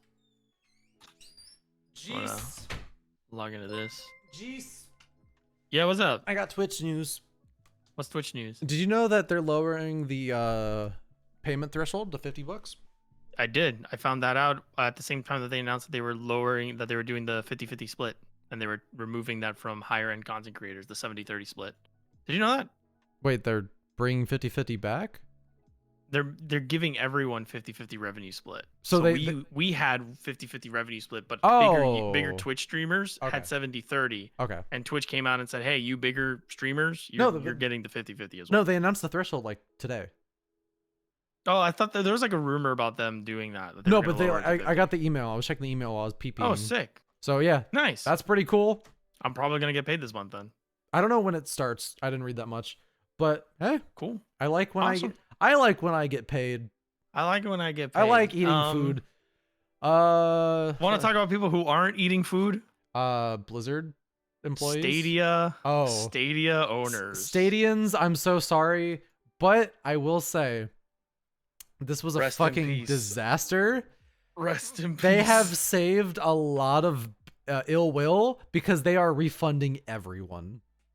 That being said, this is nothing new. No. Pretty much anybody, if you've ever taken a computer ethics course, Google shows up a lot.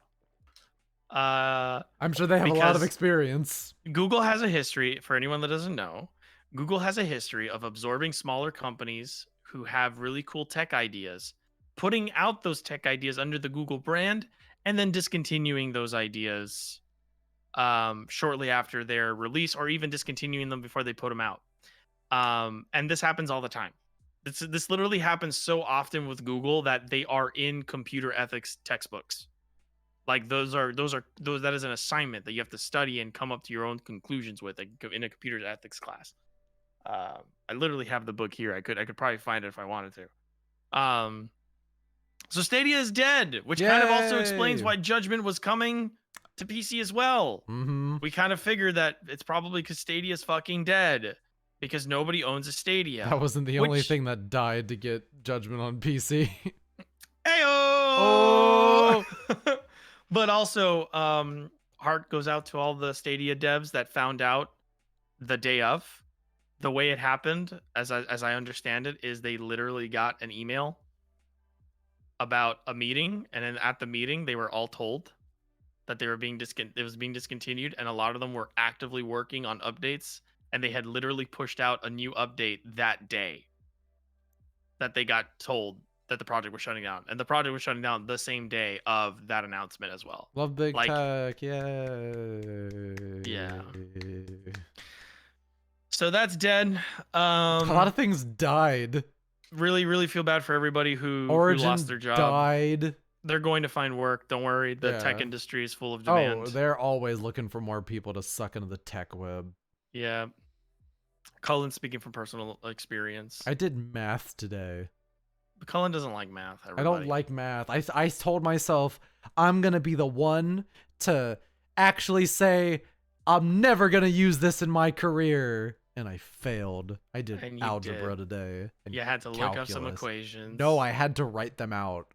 I had to craft my own equations with data that I had. Sick. And replace things with like if I had to make like x equals 2 plus 9q and then add that back into the equation. You're not excited about that? I love that. I was a little bit excited. I love that stuff. Come on, be honest. Be honest. You liked it. I liked it a little bit. You liked it. You were like, you know what? This is kind of annoying, but I feel like a scientist. No, yeah, I wrote on a whiteboard. It was pretty great. You're like, I'm a scientist. But Origin's dead. Origin is also dead.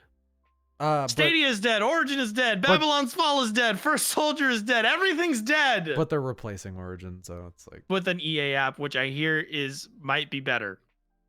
Yeah. But it's still an app that I have to use to get into my games, and it's not just loading it from Steam. I hate it. You can rename it and rebrand it as much as you want, as long as I have to continue using one of your proprietary apps. They suck. They suck. They always suck, and you don't need them. I don't want to get into the monopoly talk, but if y'all are gonna come for Steam, please try. If you're gonna come for Steam, listen. Steam should not, like, the reason why everyone goes to Steam is that it is I don't want to get into a Steam tangent, but in terms of an app that functions, Steam is great. Like, it is so consumer-wise, it is so much easier than all this dog shit. And I'm gonna be honest.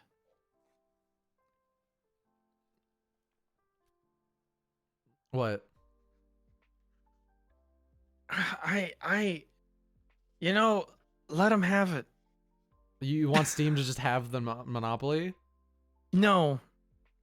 But EA should not, like, think about this. When was the last time Valve ever was like, oh yes, we have a continuous lineup of video games for you to play? Never. Valve has for the longest time now they specialize in this.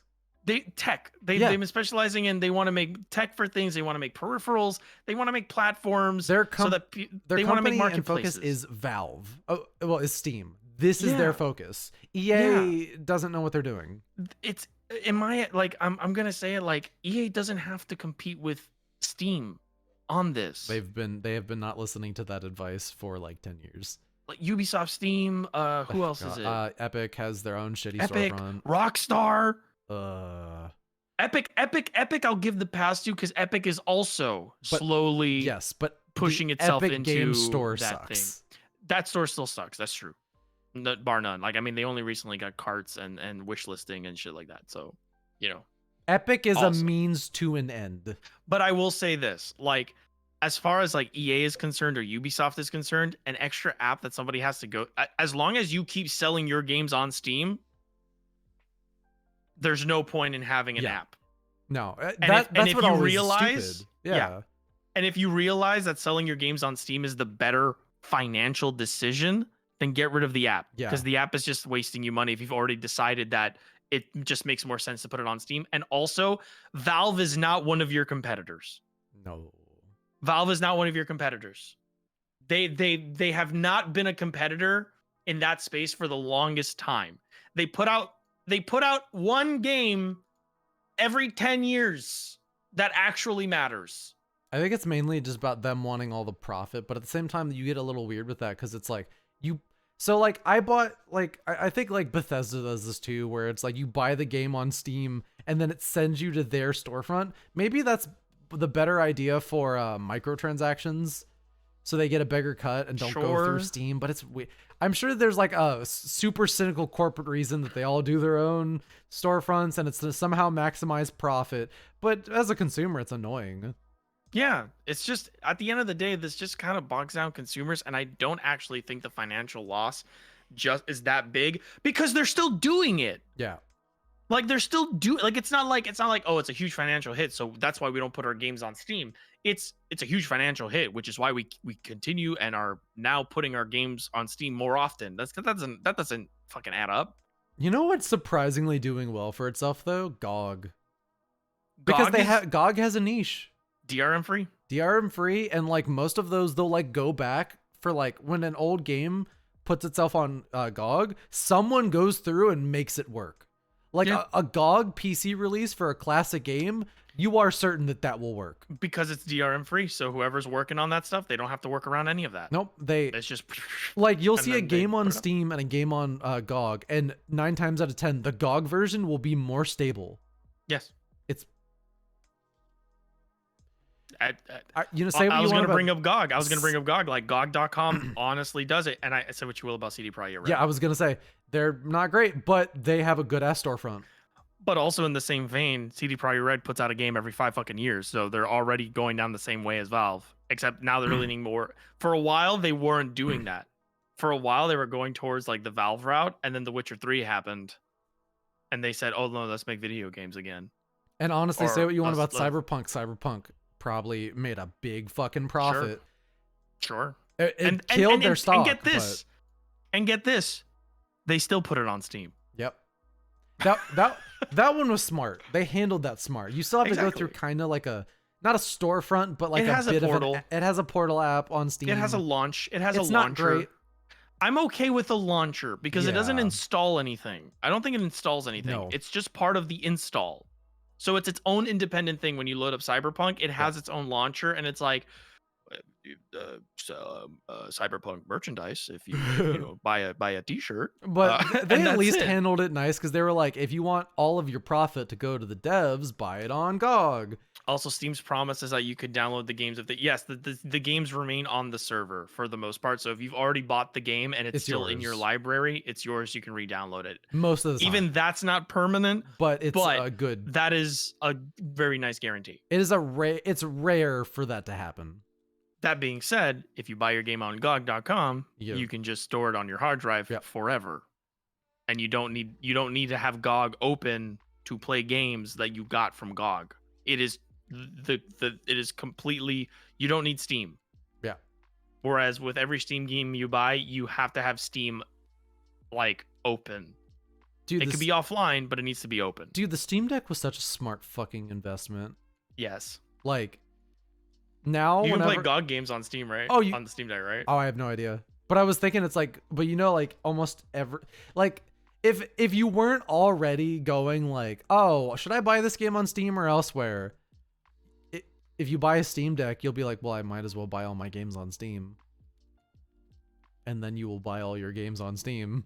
And like I said, like these fucking apps are so useless because I'm tired of people looking at Valve. Like, I know there's a monopoly thing, and that's bad. It is, but there is some decent competition, and Epic has been pretty stubborn. And also, Epic's early releases and exclusive deals, they're smart. And I'm not one for exclusivity, but if early exclusivity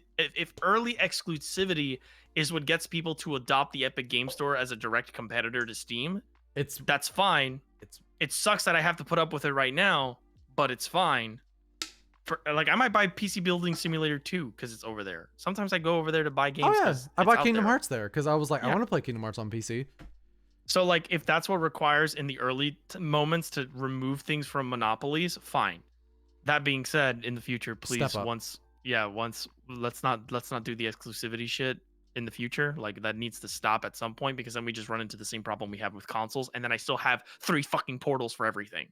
But again, that's the problem, is that if you're a consumer, you want everything on one console. Yeah. If you're a PC gamer, you want everything on one portal. And getting people to move over from Steam is kind of hard because Steam was there before everyone else, and it was the only option anyone had. It literally changed the game. Yeah. It literally made PC gaming viable. Yeah. So like in my opinion, it's like it's hard to be like, oh, Valve has a monopoly on it. I mean, they do, but also Valve was the only one providing the service. For the longest time, they were the only people providing the service. Yeah. So you can say, oh, they have the monopoly and, that's bad. And yes, monopolies are bad. But also the reason they have the monopoly is because no one cared to compete. They let them on that space for so long, and they continued to get better, and everyone got worse who tried. Because it's not like they absorbed everybody and pushed everybody else out. They were literally the only one in the town. So it is healthy to compete with them, but yes. If you do it in ways that are bad, I will just not acknowledge your role in the competition. Yeah. And again, I don't like timed exclusives, but that is unfortunately the way those companies have to conduct business in order to pull people away from Steam. And it's working. Yeah. It is working. But again, I'm probably never going to leave Steam. No.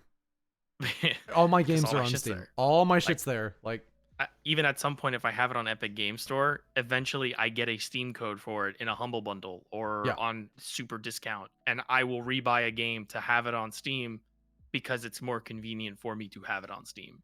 Frankly, again, as a consumer who really just likes playing the game, like I have opinions about the industry and all that. It's like Steam is not like them over there in Steam. They're not brewing up evil.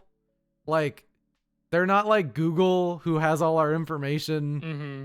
They're really just putting games out. This is not like a huge like, oh my God. I will say. No, you finish your thought. I was like, it's not like Steam's over there being like maniacal and evil. They're just making products. However, if there is a case for why Steam should not have the monopoly on games on PC, and Steam should not be the only monopoly in order for games that don't end up on Steam to be financially successful on PC, so that PC users can play games that Steam will not allow on their platforms for whatever reason. Yeah, your dog was like, oh, Chaos Head. Yeah, it is. You explained this while I go walk her. All right. No, wait, no. Oh no, she's barking with the she's dancing with the wolves right now. The other dogs are barking too, so they're all just howling at the moon. They do it every night. Okay. Yeah. So bear with me. So like the problem with Steam having a monopoly is when Steam bans games from being published on their platforms for vague, weird, inconsistent reasons. It is a death sentence for most games. Yes. Now, I am of not. This sounds like such a bit shitty for me, and I need to make it clear that I'm not saying it's like, oh, no one should care. As someone who is informed and has shifted to a more I care about what affects me, like, kind of mindset, I can just go buy those games on other platforms. Now, it will hurt their visibility, and I think Valve needs to get their shit together, because it's like, if you're gonna own the space, own it, like, be that place. They definitely need to fix up their the registration, their their check system. The people who check if games are like good. So there is a long history with Steam, and this happened pretty much when they started allowing adult games on the platform. Where there is a hella inconsistency in what gets in and what gets out. And the reason why Chaos had Noah not getting allowed on Steam, which is the news story for this, by the way, the reason that's such a big deal is because historically there are things on Steam that many people, myself included, would say, hey, that probably doesn't belong anywhere. Things that sort of glorify Nazi imagery or are just straight up Nazi imagery. You mean Furry Hitler? Things like Furry Hitler, or a game where you literally play as Hitler having sex with hentai women, or anime women. How does that get on? Women. How does that get on? How does and there's a video coming. I was gonna say, you are working on a video about this. I've had it shelved because I don't know if I want to put it out and kill my analytics, because it's about sex games on Steam. But there are games on Steam right now that are Shota, Yeah. There's stuff that that's have a Shota way, character. and if you want to like just in general, it's like most AAA games have way worse shit than any of these like other games that are getting rejected for. It's that shit needs to get better. And Absolutely. on top of that, a lot of the times you get the feedback for why your game doesn't get accepted on and it's Steam. yeah, it's And nonsense. this is our policy, and it's a copy paste, and somebody goes, okay, but that's not, That doesn't help me. that doesn't help me, and also that's not whatever. Also, they change their policy a lot. Mm-hmm. So the guidelines are so hard to follow because they don't like figure out something that people can follow, and something like that's like static or stable or concise or articulate.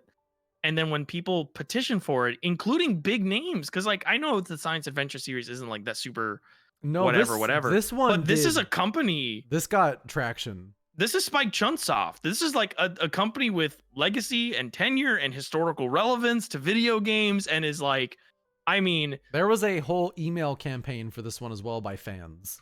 yeah, like this is a huge company that's getting back esoteric, very vague. Like I'm certain they got the same feedback that all these other people get, and it's oh, we don't allow this on our platform, which is not true. Yeah. Which is not true. Whatever the reason was, that's not true. Corpse Party is a thing you can play on Steam. God, Corpse Party fucking sucks. And also, like, anything in Corpse Party is probably way worse than anything in Chaos Head Noah. Chaos Head Noah is pretty dark, but It's pretty dark. I imagine they were just like, oh, anime girl, these girls look kind of young. There is sexual and or like suggestive and or gory fucked up things that happen to these characters. No. Anyway, which furry again Hitler doesn't 2? make Yes. Yeah. Or straight up the same situation, the school setting situation exists on Steam in a porn game. That's a thing. It is so inconsistent, and it is so like weird, because like I'm not saying, hey, you shouldn't have any porn games on Steam if you're going to ban this thing, but I am saying you need to be consistent. You need to have consistent rules, and also you need to get your head out of your ass and actually understand what a game has, like the content. Like if Postal is a game you can sell on Steam. I was literally thinking of Postal. I was like, can I buy Postal on Steam? Yes, you can. Okay, yeah, then there's really like, what are you doing? There's no reason, like again, like where is the line, and why is it being crossed for some things and not for others, and why is that line thicker depending on who's standing behind it? Yeah, it's silly. It's incredibly inconsistent. Do better, Valve. Yeah. Again, today's episode is all about anti-corporation. We're all about we're being anti-corporate today, and anime. Aren't we always being anti-corporate? Yes. Anyway, please sponsor us, corporations. Anyway, please sponsor us, corporations. We still have to live by your rules, unfortunately. I'll show Look, as long as I don't know anything about your you pay me money and you're not like outwardly evil, I will probably. Yeah. You know, 5 Hour Energy does a lot of like charity work. Did you know that?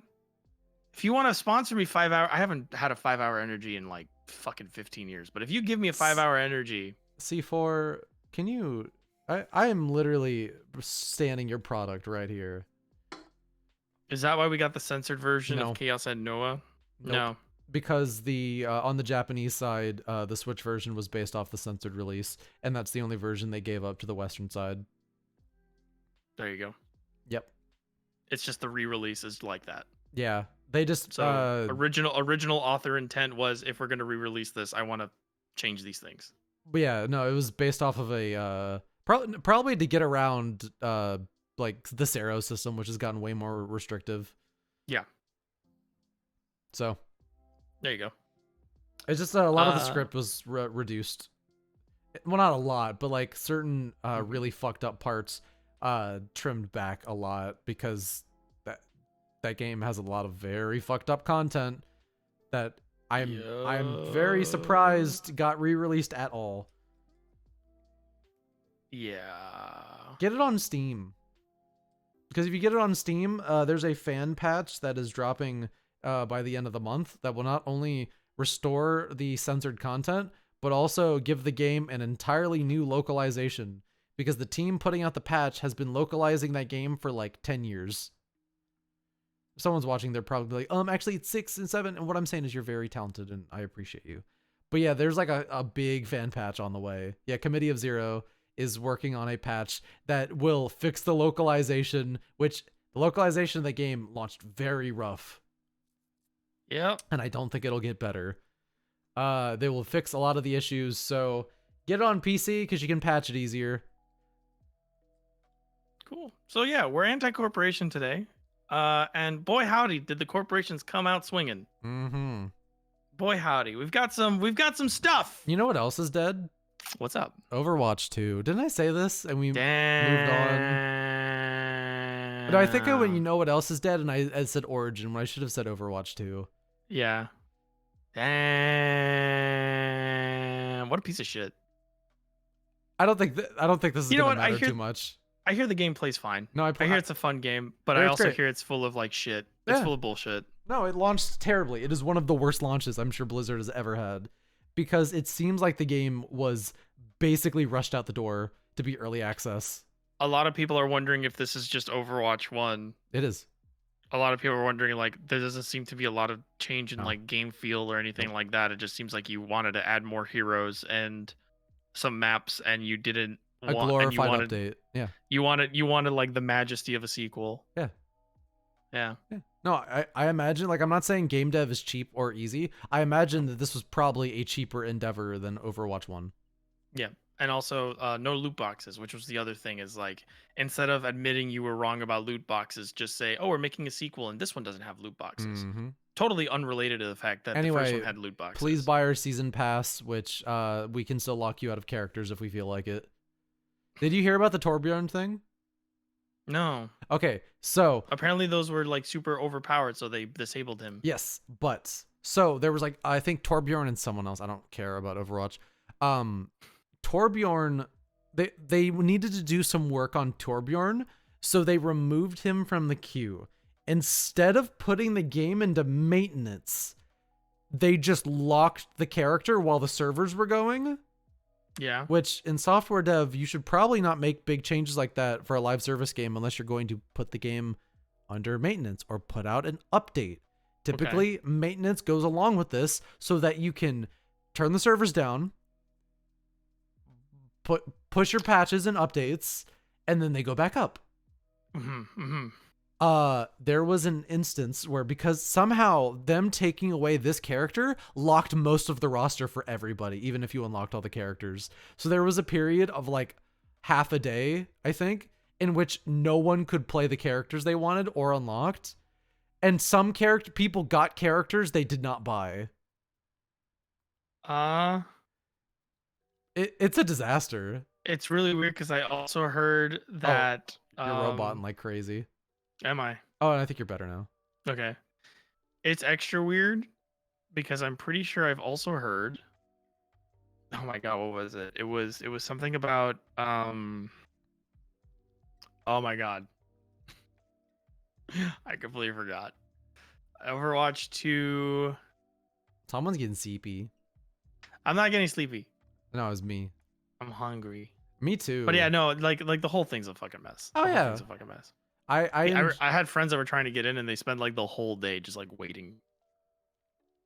I love throwing stones in my glass house of Gundam Evolution and go, haha. We did discover idiots. And this is great because Overwatch 2 is having a failed launch. Yeah, you're roboting, like kinda you're going in and out connection wise. Am I actually? No, yeah, your like resolution is it's not like your mic. Oh, it's my internet. It's your internet. It's my internet. Holy shit, I see it now. Yep. Whoa. Maybe that'll fix it. No. Maybe? No? They didn't fix it at all? Oh, you're kind of... Let's just keep going. Okay, so bear with me, everybody. Yep. So Overwatch 2 is having a failed launch. And like, it's kind of funny because we get to watch, like, anytime bad news happens for Activision Blizzard, that's when all the journalists who've been sitting on their stories are like, okay, put it out now. Go! Now, publish it now. And this is like, Overwatch 2 comes out, it's having a botched launch. And then Activision Blizzard gets found out to have been withholding raises from staff who are campaigning for unions, and they got found out by the National Labor Relations Board. And I kind of skimmed through the article. I admittedly did not read the whole thing, but apparently under legal obligations, uh, they're not allowed to grant wage increases while an election is pending. Mm-hmm. And I believe that is a union election, if I'm right. I'm pretty sure that's what that means, because you have to have a vote to institute a union in your whatever. However, they gave pay raises to other employees during that period. So the spokesperson said, "Oh, we're not allowed to institute new pay initiatives, so we can't do like pay raises and stuff while there's like an election, because there would be brand new compensation changes which had not been planned beforehand," which is very smart wording to say that the rules are in place to punish people who form unions. Mm-hmm. That's it. Yep. That is he literally just said, "Oh, we have policies in place." Do you know who makes the policies? Are we talking? Is this a lead up to talk Sorry, about? this is under the National Labor Relations Act. Okay. So there is a law in place that punishes people for forming unions. That's Yep. basically the gist of it. So he's citing law that is actively harmful as his excuse for why they were being harmful. You want to know what's kind of fucked up? We are running out of new commentary about Blizzard. You sure? No. I'm not saying we're running out of stories. No, I'm saying sure. Okay, yeah. And the sad thing is, this is not even the point in which we've run out of commentary. No. Because it's like, oh my God. Like, you sit here and you explain all this, and I take it in, and it does not shock. Nothing sparks. It's not surprising. Nothing sparks in my head. Nothing like, they went that far? What? We need to talk about this, though. And I know you agree with me. Oh, I do. But I'm just sitting here like, I don't know how they can keep fucking up. And we have to keep talking about it. Yeah. Because otherwise, people don't change their minds. People are still playing Overwatch 2. And I don't want to shame anybody who is. Hey, life's short. Play the games you want. Fuck it. But like, at some point, I will say it. At some point, I want you to break. At some point, I want you to stop playing it and stop supporting that company. But at some point, I want that. I do. All I can do is try my best to withhold my own principles. Yeah. I don't want to preach to anybody, because if it makes you happy and it's your escape, like, I get it. But you will find more. You had escapes before Overwatch. You will find escapes after Overwatch. I think there are better places to go. There are Do not catastrophize not playing video games. No, yeah, like, there are other games. You can play other games. But I don't want to make people feel bad for playing a game with their friends. Like, I get why. We understand the nuance of the situation. We're not saying, oh my, and I'm sure, like, the devs who are going through all this stuff still want you to play the game. But like, if we keep this like going, nothing's ever gonna change.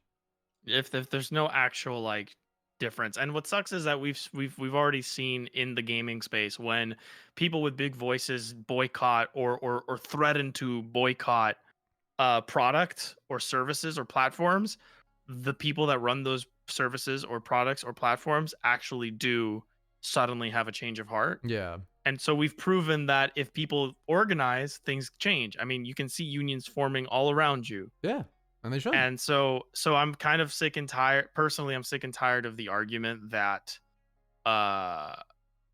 people getting together and doing something won't change anything, because it definitely has in the past. And that saying comes from people who comes from a business world that instills that idea in you so that you never try to organize. Mm-hmm. Like, that is propaganda, saying, oh, well, nothing will ever change because people have tried and it didn't work, or we can never get enough people together, so there's no point in bothering. That's propaganda. You've fallen for propaganda. You have fallen victim to propaganda. And I'm very sorry, and I love you, but you've fallen victim to propaganda. My favorite story related to that is, like, have you ever seen, do you watch, I'm gonna say like Disco Elysium Topia, but we almost forgot to talk about Disco Elysium. We're not even done with Activision Blizzard news because we have breaking news that happened while we were on podcast. Really? I'm excited for this. No, it's the guy who makes videos about roller coasters, and theme parks and stuff. Defunctland. He has a whole thing about Walt Disney. He has a lot of things about Walt Disney, but like, the reason why Walt Disney was so anti-union is that that man was basically a fucking idiot and let some guy do like, the unions are trying to ruin your family, Bill or Walt. And he was like, I can't let them ruin my family. And then he became anti-union. Yeah. Just like that. Straight up. He was fear-mongered. He got manipulated by someone who could benefit off of his fear. So, we never run out of Blizzard stories. I wish we would. Speaking of which, I'll read you this headline that happened when you started the podcast. This is awesome. New Activision lawsuit. That one got a rise out of me. Makes revenge porn sexual harassment allegations. It was already bad when you were stealing the milk out of the fucking pregnancy fridges. The latest you were suit stealing filed in the booby Los milk Angeles and drinking it. How is that not the fucking bottom? This is a Kotaku article. The latest suit filed in Los Angeles by an unnamed former employee of the company targets both Activision Blizzard itself along with the employee's former manager, Miguel Vega. This is written by Luke Blunkett. The complaint alleges Activision Blizzard's failure to curb sexist and harassing conduct emboldened manager Miguel Vega to abuse, belittle, and insult Miss Doe, anonymous name, by making comments to her about oral sex, masturbation, and orgasms, threatening her job if she would not consent to sex, mocking her breasts, and commenting on other female employees' attractiveness.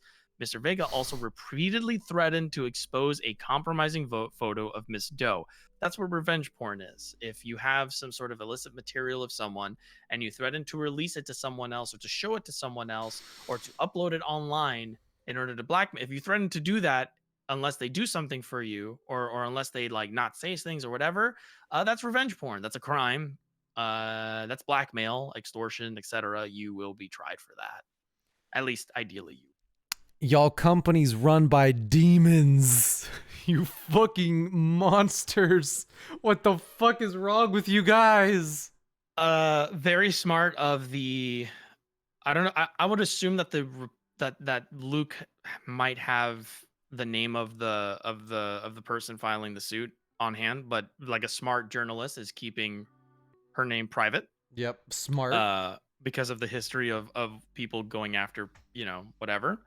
And it's a smart move because from what I've heard, I'm sure like they don't even know who did it because it's like that could be a number of girls were terrible to.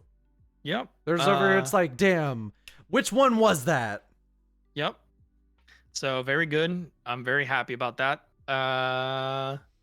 Remember when Xbox bought them and everyone was like, they're gonna turn them around, and anyone with a fucking brain realized that would change literally nothing, and if anything, Xbox would probably just help pay off their legal fees.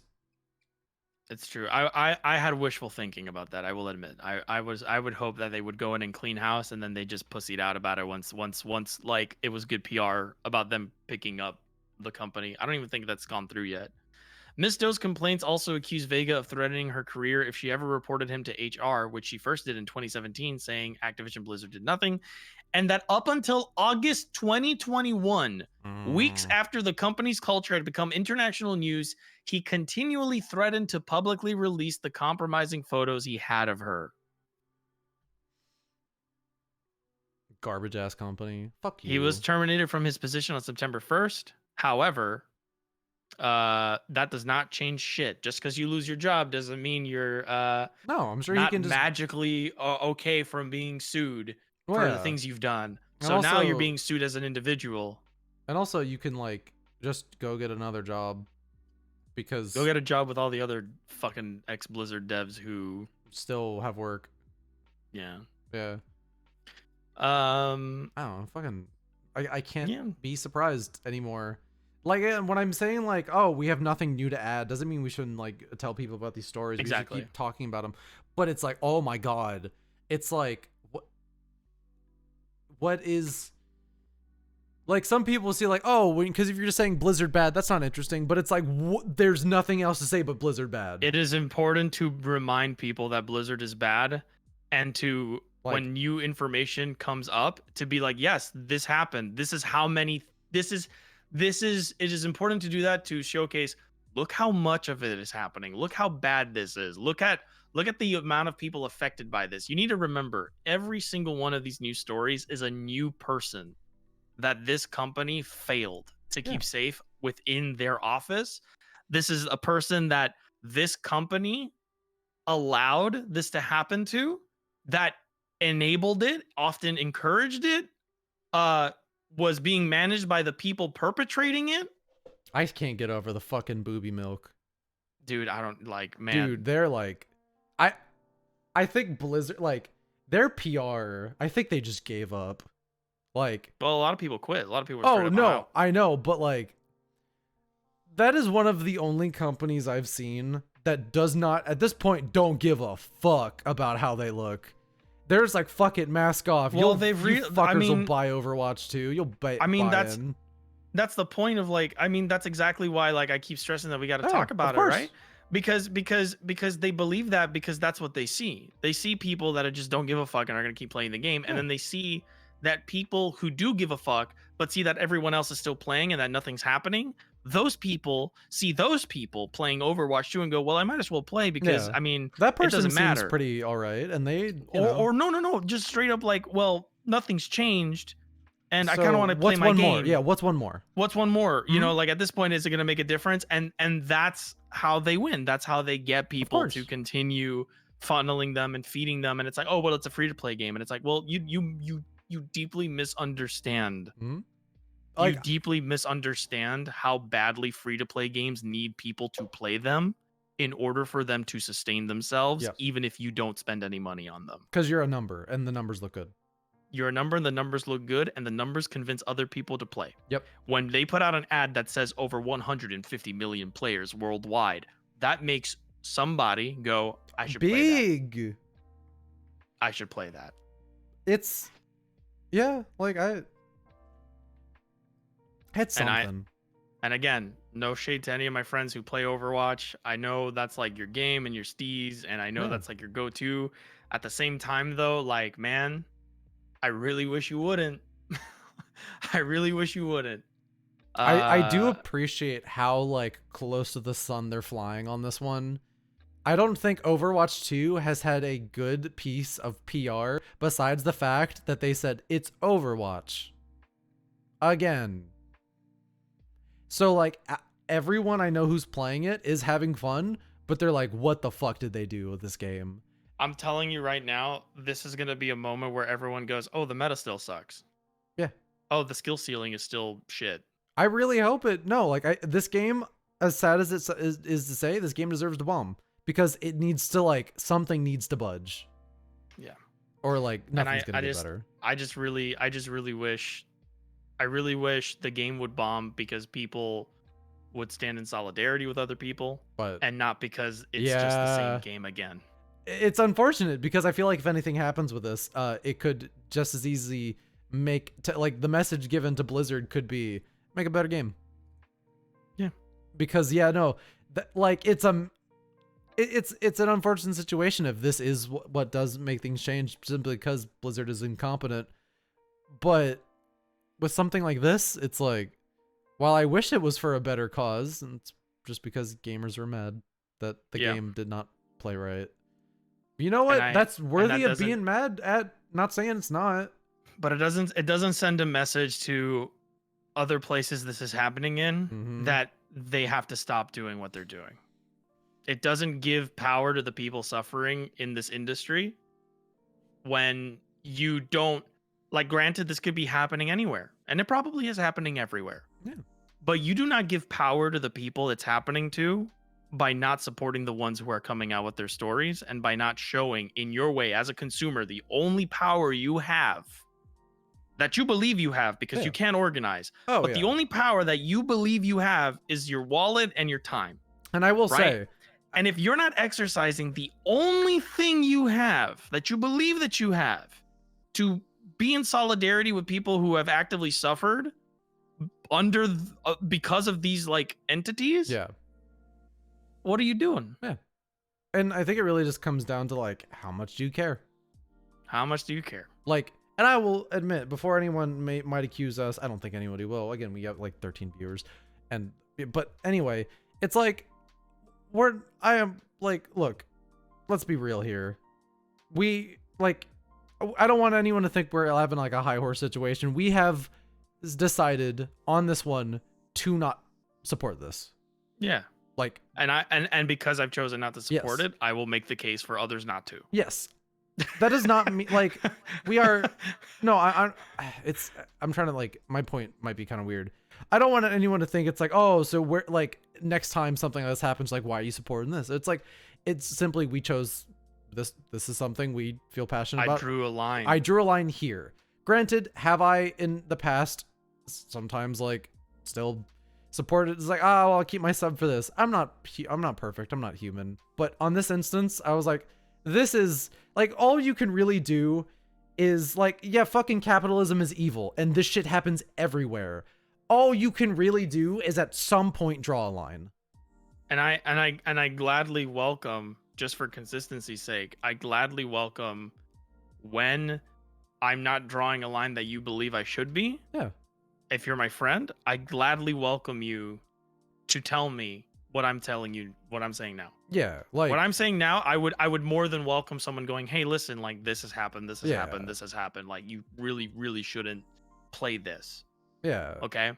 And like this You goes know? further with like subscriptions and stuff like that, where it's like the media we support, it's like, oh, there's no like ethical consumption under capitalism, but that's typically There for isn't. more like a But that is also needs propaganda. thing. Exactly. But it's like it's so hard to really that's about your needs, not about your wants. Exactly. So Yeah. like if you care about this instance, do something about it. Don't play the game. Yeah.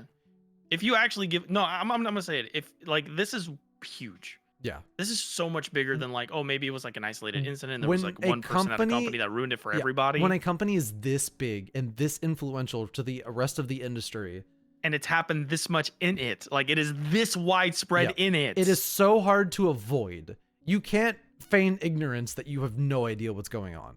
You're lying. Like you also can't claim to give a shit.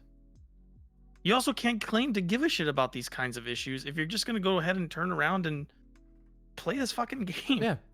There's so many women affected by this shit. Like legit, like there's gotta be like hundreds of women in the history of this company that have been affected by this stuff in and out of the door, because the tech industry is a revolving fucking door. So there's gotta be so many like the proportion of women who are coming out with their stories to the women who haven't has to be enormous. Because of look at how many women have come out. So it means that the actual total number has to be fucking huge. And I'm sure that like they're trying to do their best to have any more stories not get out. And it's possible that some of them will never be able to tell their stories. Fucking dog shit company. That's really all it boils down to. It's just like, I have no further room to be disappointed.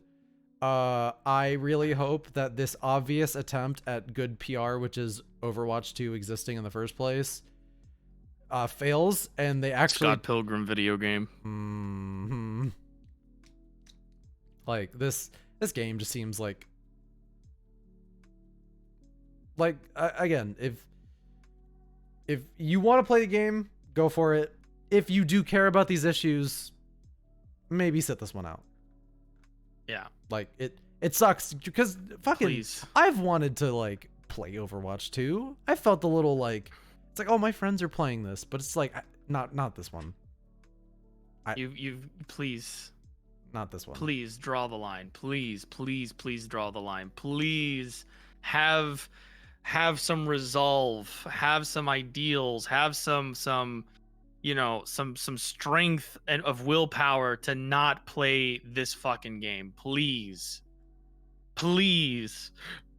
Jeff Kaplan doesn't even work there anymore. You're not even like if you're an auteur theory believer, like you're not even like supporting the guy anymore. But yeah, That's why we won't stop, and I won't. At least I won't stop. Oh yeah, no. I don't speak for both of us. No, I don't. I'll keep I won't talking stop about. talking about this stuff. I'll keep like on any sense Whenever of like it comes the, up, if we see it, I'm yeah, gonna talk about it. Of course, you should. And like it works both ways because on one hand it's like I love making fun of Blizzard. Fuck them. Also, it's important to talk about. Yeah. But also, fucking losers.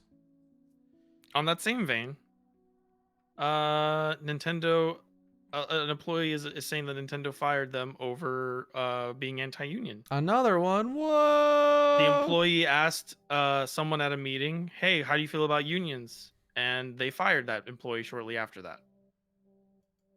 Apparently, an anonymous employee filed a complaint against Nintendo and contracting company Aston Carter with the National Labor Relations Board. Lists allegations of coercive statements, discharge, retaliation against concerted activities, and surveillance. The worker recently came forward and claims that they were fired after asking about Nintendo of America's stance on labor unions. The person, who I will not say because I do not want to make their name more public than it already is. Yeah, because it is claims in that they the, were. It is in the article. Docket. The Kotaku Yeah, article. that's why I'm not saying. Smart it. idea. Claims that they were fired after asking Doug Bowser about Nintendo's stances on unions. It was first reported by Axios. I'm skimming it because I didn't actually read the whole thing. Here's the update. The fire tester recently came forward in an Axios interview. They claimed they were let go a month after asking Doug Bowser, "What do you think about unions?" Nintendo denies this, saying that the firing was over disclosing confidential information. Clifton is asking for an apology letter from Bowser as part of the settlement. The lawsuit is still ongoing. So it is a lawsuit. Yeah. They're getting sued. You gotta be nuts to sue Nintendo and believe and not be a liar. Yeah. Yeah. But because that's there's not like, a whole lot of information about it, which is why I didn't have a lot to say, but I wanted to point it out because it seemed like every company in the news, in the gaming news lately, has been like something related to anti-unions or treating employees like shit. You see, Cullen, why don't y'all ever get hype about games as much? It's like, because We everything do, right all now the is time. miserable. What are you talking about? We literally talked about fucking 16 being cool as hell. We've like marked out about stuff before. No, I know. I just, that kind of like, it's like, oh, downer. It's like, fuck it. Everything's down right now. I'm not a fucking downer. I'm just talking about it. Yeah, but like it, You know? I meant We're the just more like talking the about it. heavy subject matter. Oh, It's yeah. like, it's the week. Here, let's go. Let's end it with some lighter news. Kakarot is getting a next gen update. Wow. Dragon Ball Z Kakarot is getting a prettier version, and everyone that already owns it, get this. Have you heard? Cullen, have you heard? Have you heard? No. Everybody who already owns a copy of Kakarot gets a free upgrade. Wow, so you're saying on my Switch copy, I can get an upgrade from the Switch version to the Switch 2 version? Yes, when that happens, What? probably. Wait, what? When? What? For PS5 and Xbox X people, you all get a free upgrade. I don't know about PC. I'm gonna assume PC as well, but I imagine this would just be a patch. it'll just be an update. That's what it sounds like. It's like, oh, we're updating the game, and also it's a free upgrade for next gen console users. Ta-da! Whoa! Look, it's possible. And that game didn't sell that well, so you know. No, that game did well. Oh, it did? Yeah. Surprising. Yeah. Surprising No, because it's a little jank.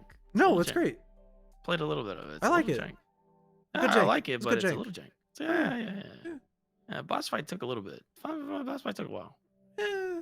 Reddit is a hard boss fight. It's a 7 out of 10.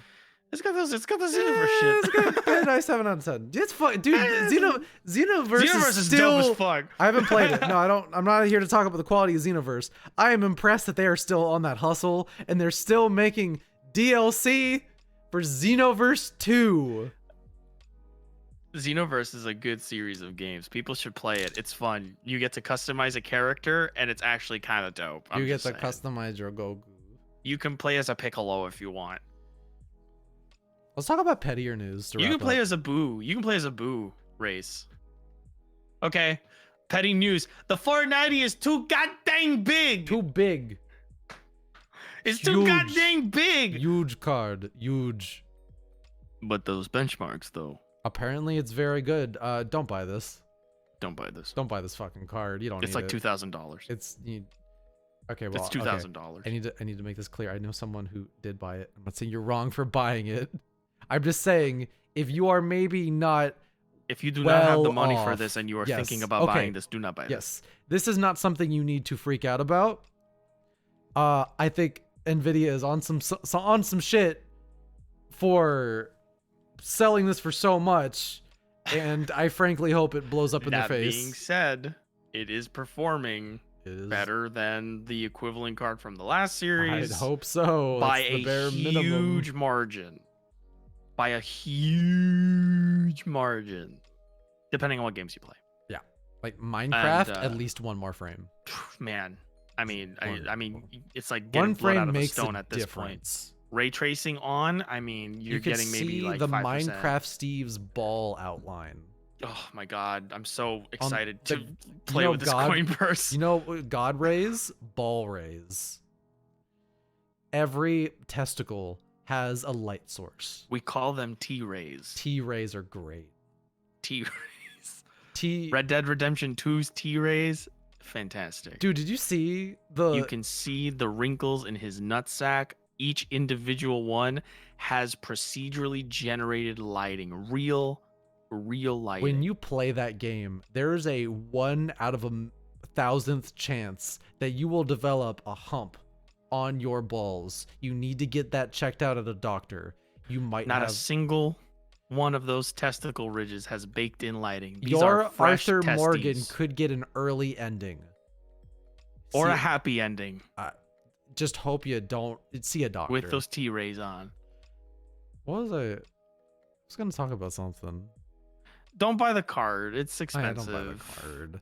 It's probably expensive because they want you to buy a 30 series anyway. And honestly, like, Nvidia needs to learn its lesson. We gotta give a pow pow. We gotta give Nvidia pow pow. Like, we gotta like fucking buy an ARC card or a 30 series card. Apparently, or wait for the AMD cards. Yes, apparently Radeon the ARC good. cards are okay. They are fine. They are fine. They're fine. They are more comparable to the 30 series and the low end of the 30 series. Yes. So I personally won't benefit from it unless I make it a dedicated rendering card. Yep. Because this it's really is good great for for people who want to build their first computer, I'd say. And for content creators who want a dedicated GPU to do rendering. Rendering and But exporting and shit. This is something I would say that it's like, okay. Like if like down the road I'm probably gonna build a computer with my girlfriend whenever she wants to do that.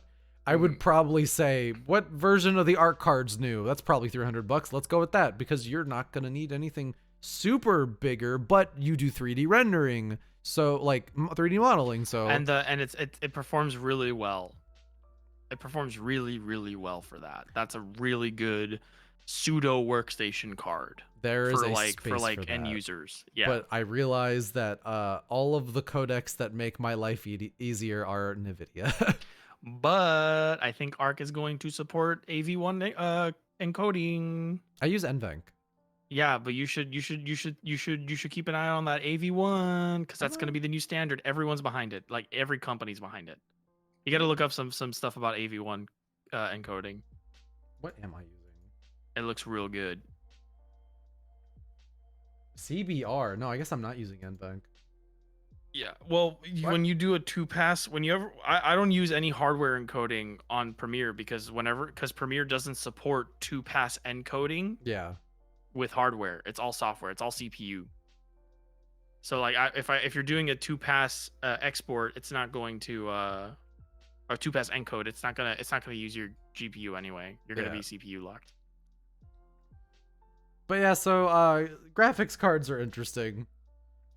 It's also really big, and there's a flaw in the Founders Edition, apparently. Oh, what is it? Well, this is from Jace 2 Cents. I saw his video on it where the plug for it moves the connector on the card itself so much that it like the pressure, because it has an adapter for it because it's a new adapter for the cards, but power supplies don't support it yet, apparently. So it has a converter for it, and the converter is wrapped in a cloth to prevent stuff from falling out.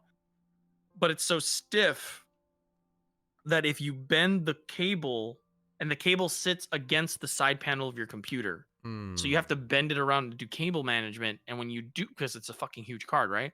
So when you do that, it doesn't, the cable itself is fine, but what it's you know how like when you connect like micro USB to your phone and then it fucks up the connection itself, not the cable, Yeah. where like literally like your PS4 controllers go bad because the little like connector is Yeah. loose, so Yeah. it Yeah. doesn't Yeah. like charge. Yep. That's, he says that actually is already happening on his Founders Edition 4090 card. In general, it's a smart idea to not be a first adopter. Yeah. And then Do as he I say, says, not as I do. I am a first adopter. yeah. And then by comparison, he goes, there are models like ironically, EVGA had a card model of a really big bulky card that was going to have a similar issue, so they just put the connector on the long side. And then of course they fucking said, no, we're not working with you anymore. So. And then Nvidia treated them like garbage, and they were like, all right, fuck you. Also, Yeah. you're not gonna need anything that like you don't need the performance of this level. Like Unless you have unless you are already 4K gaming, you don't need this. but it's like you don't need to be like Even at 4K, a lot of games still aren't running at 60. this isn't even like an ethics thing. This is just like it can be. Not saying it's not, but like comparatively, this is so like a Practically, you don't practically you do not need this. need it. This is for power users. Yes. This This is is for the power users. Mondo gamers. Like I said, if you're not already doing 4K gaming and you don't already have the setup, like if you don't already I have a 4K monitor, I have this, and right now my game still can't run 4K 60 because I need a 4K monitor. You don't. But that's neither here nor there. Yeah. Like just wait until 8K becomes a thing and everyone starts adopting that, and then everything that's 4K is gonna go. Yeah. It's the same thing with like 1440p right now, where 1440p is steadily becoming more affordable. 1440p rails.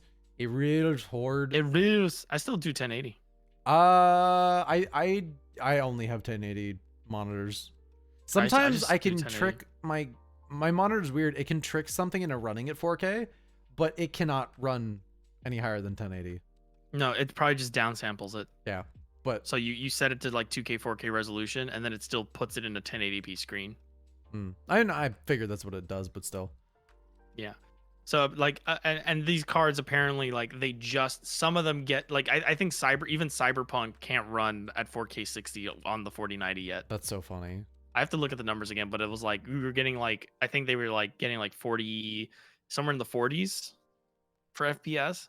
So it's like you don't need it. Trust me, it's not gonna give you the 4K experience. When we're saying don't buy it, what we really mean is like 99% of consumers are not going to need this.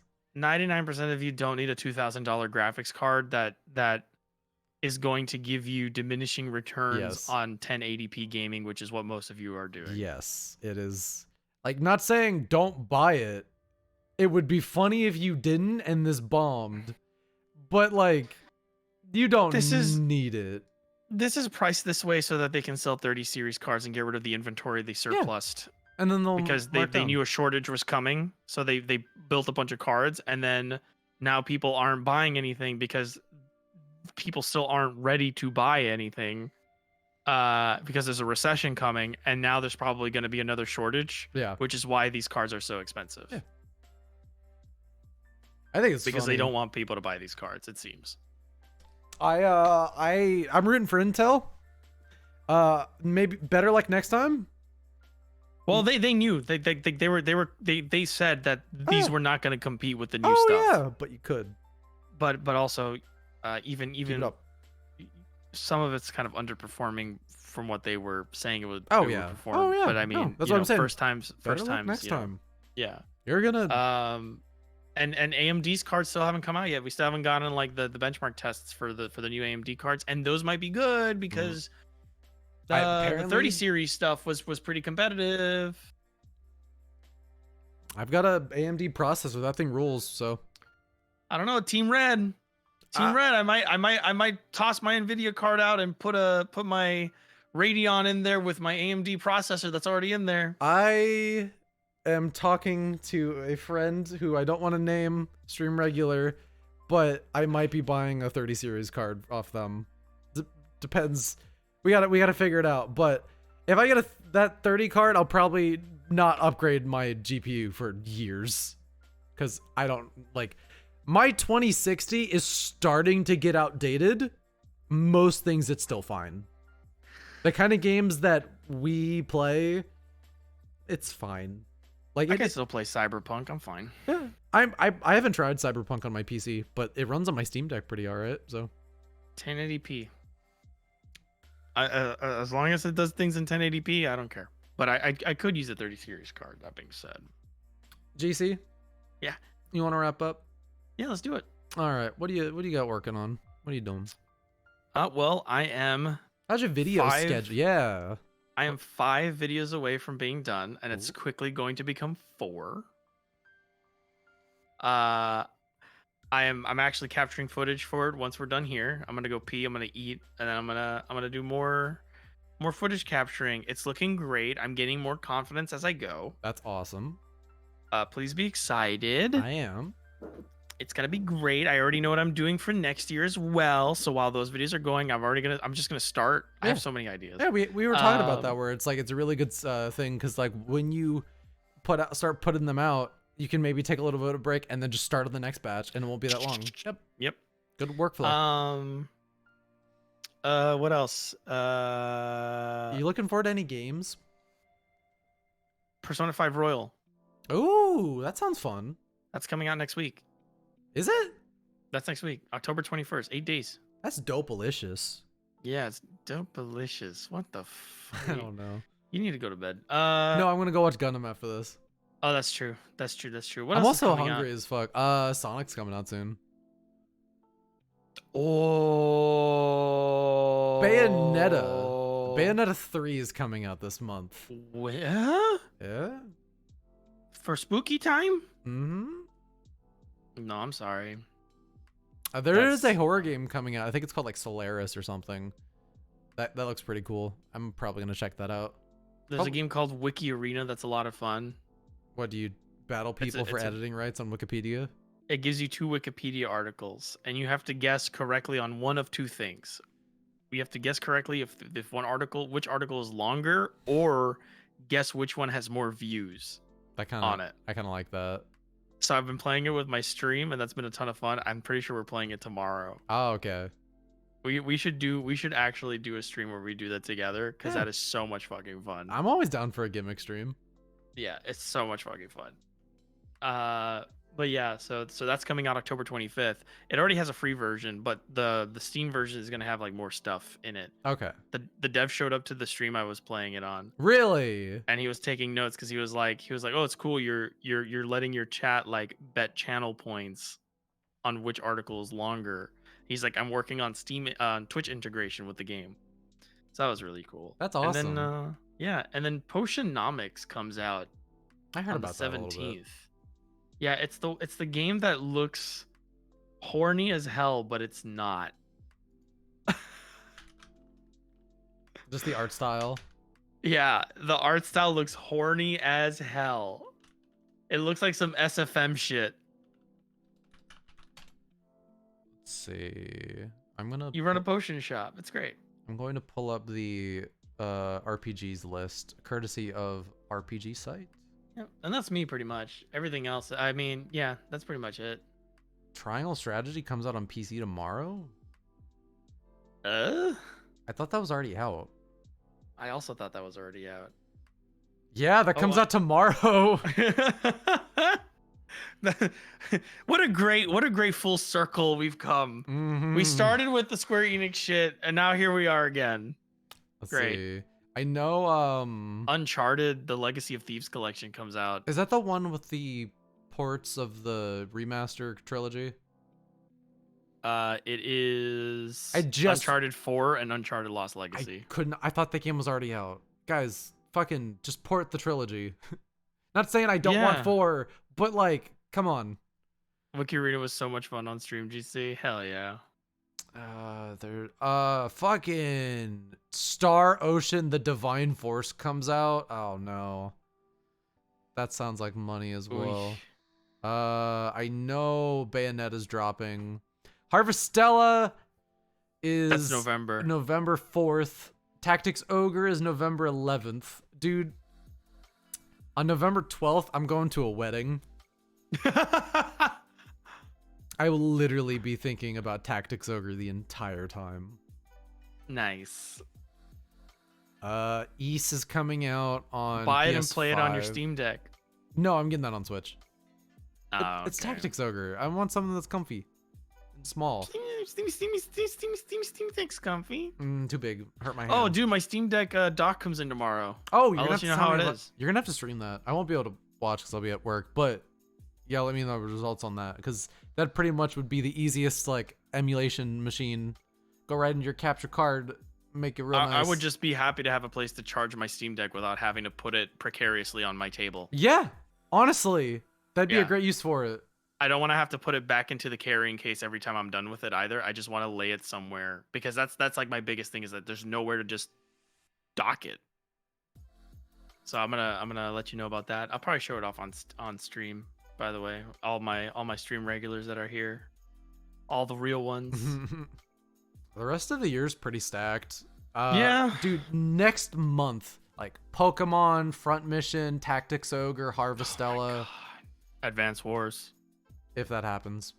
When is it happening? It's gotta happen soon. My bet is next year. God.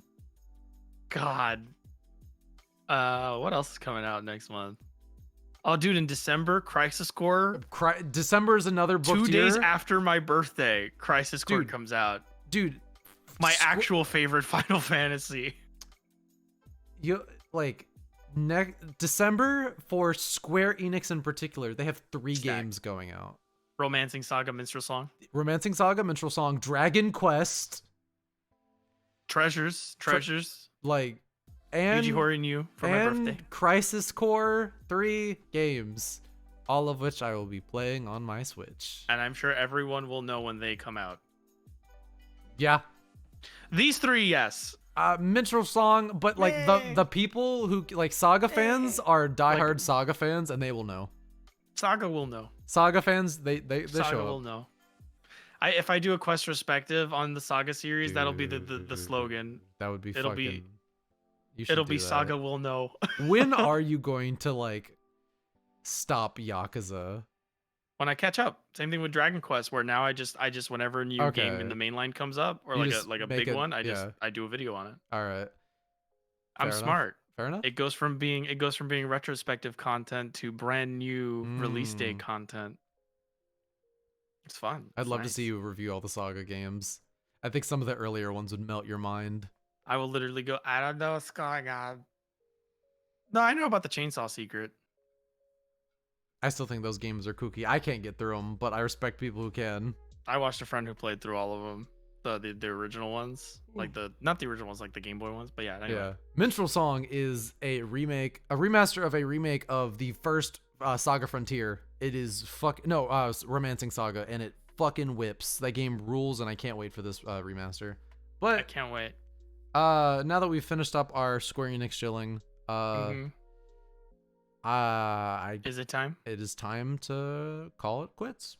We gotta give ourselves a pat on the back on this one. We didn't get too zesty on this one when we were talking about serious issues. We like handled it very like Yeah, we were, probably like, pretty burns good out about talking it. about anime.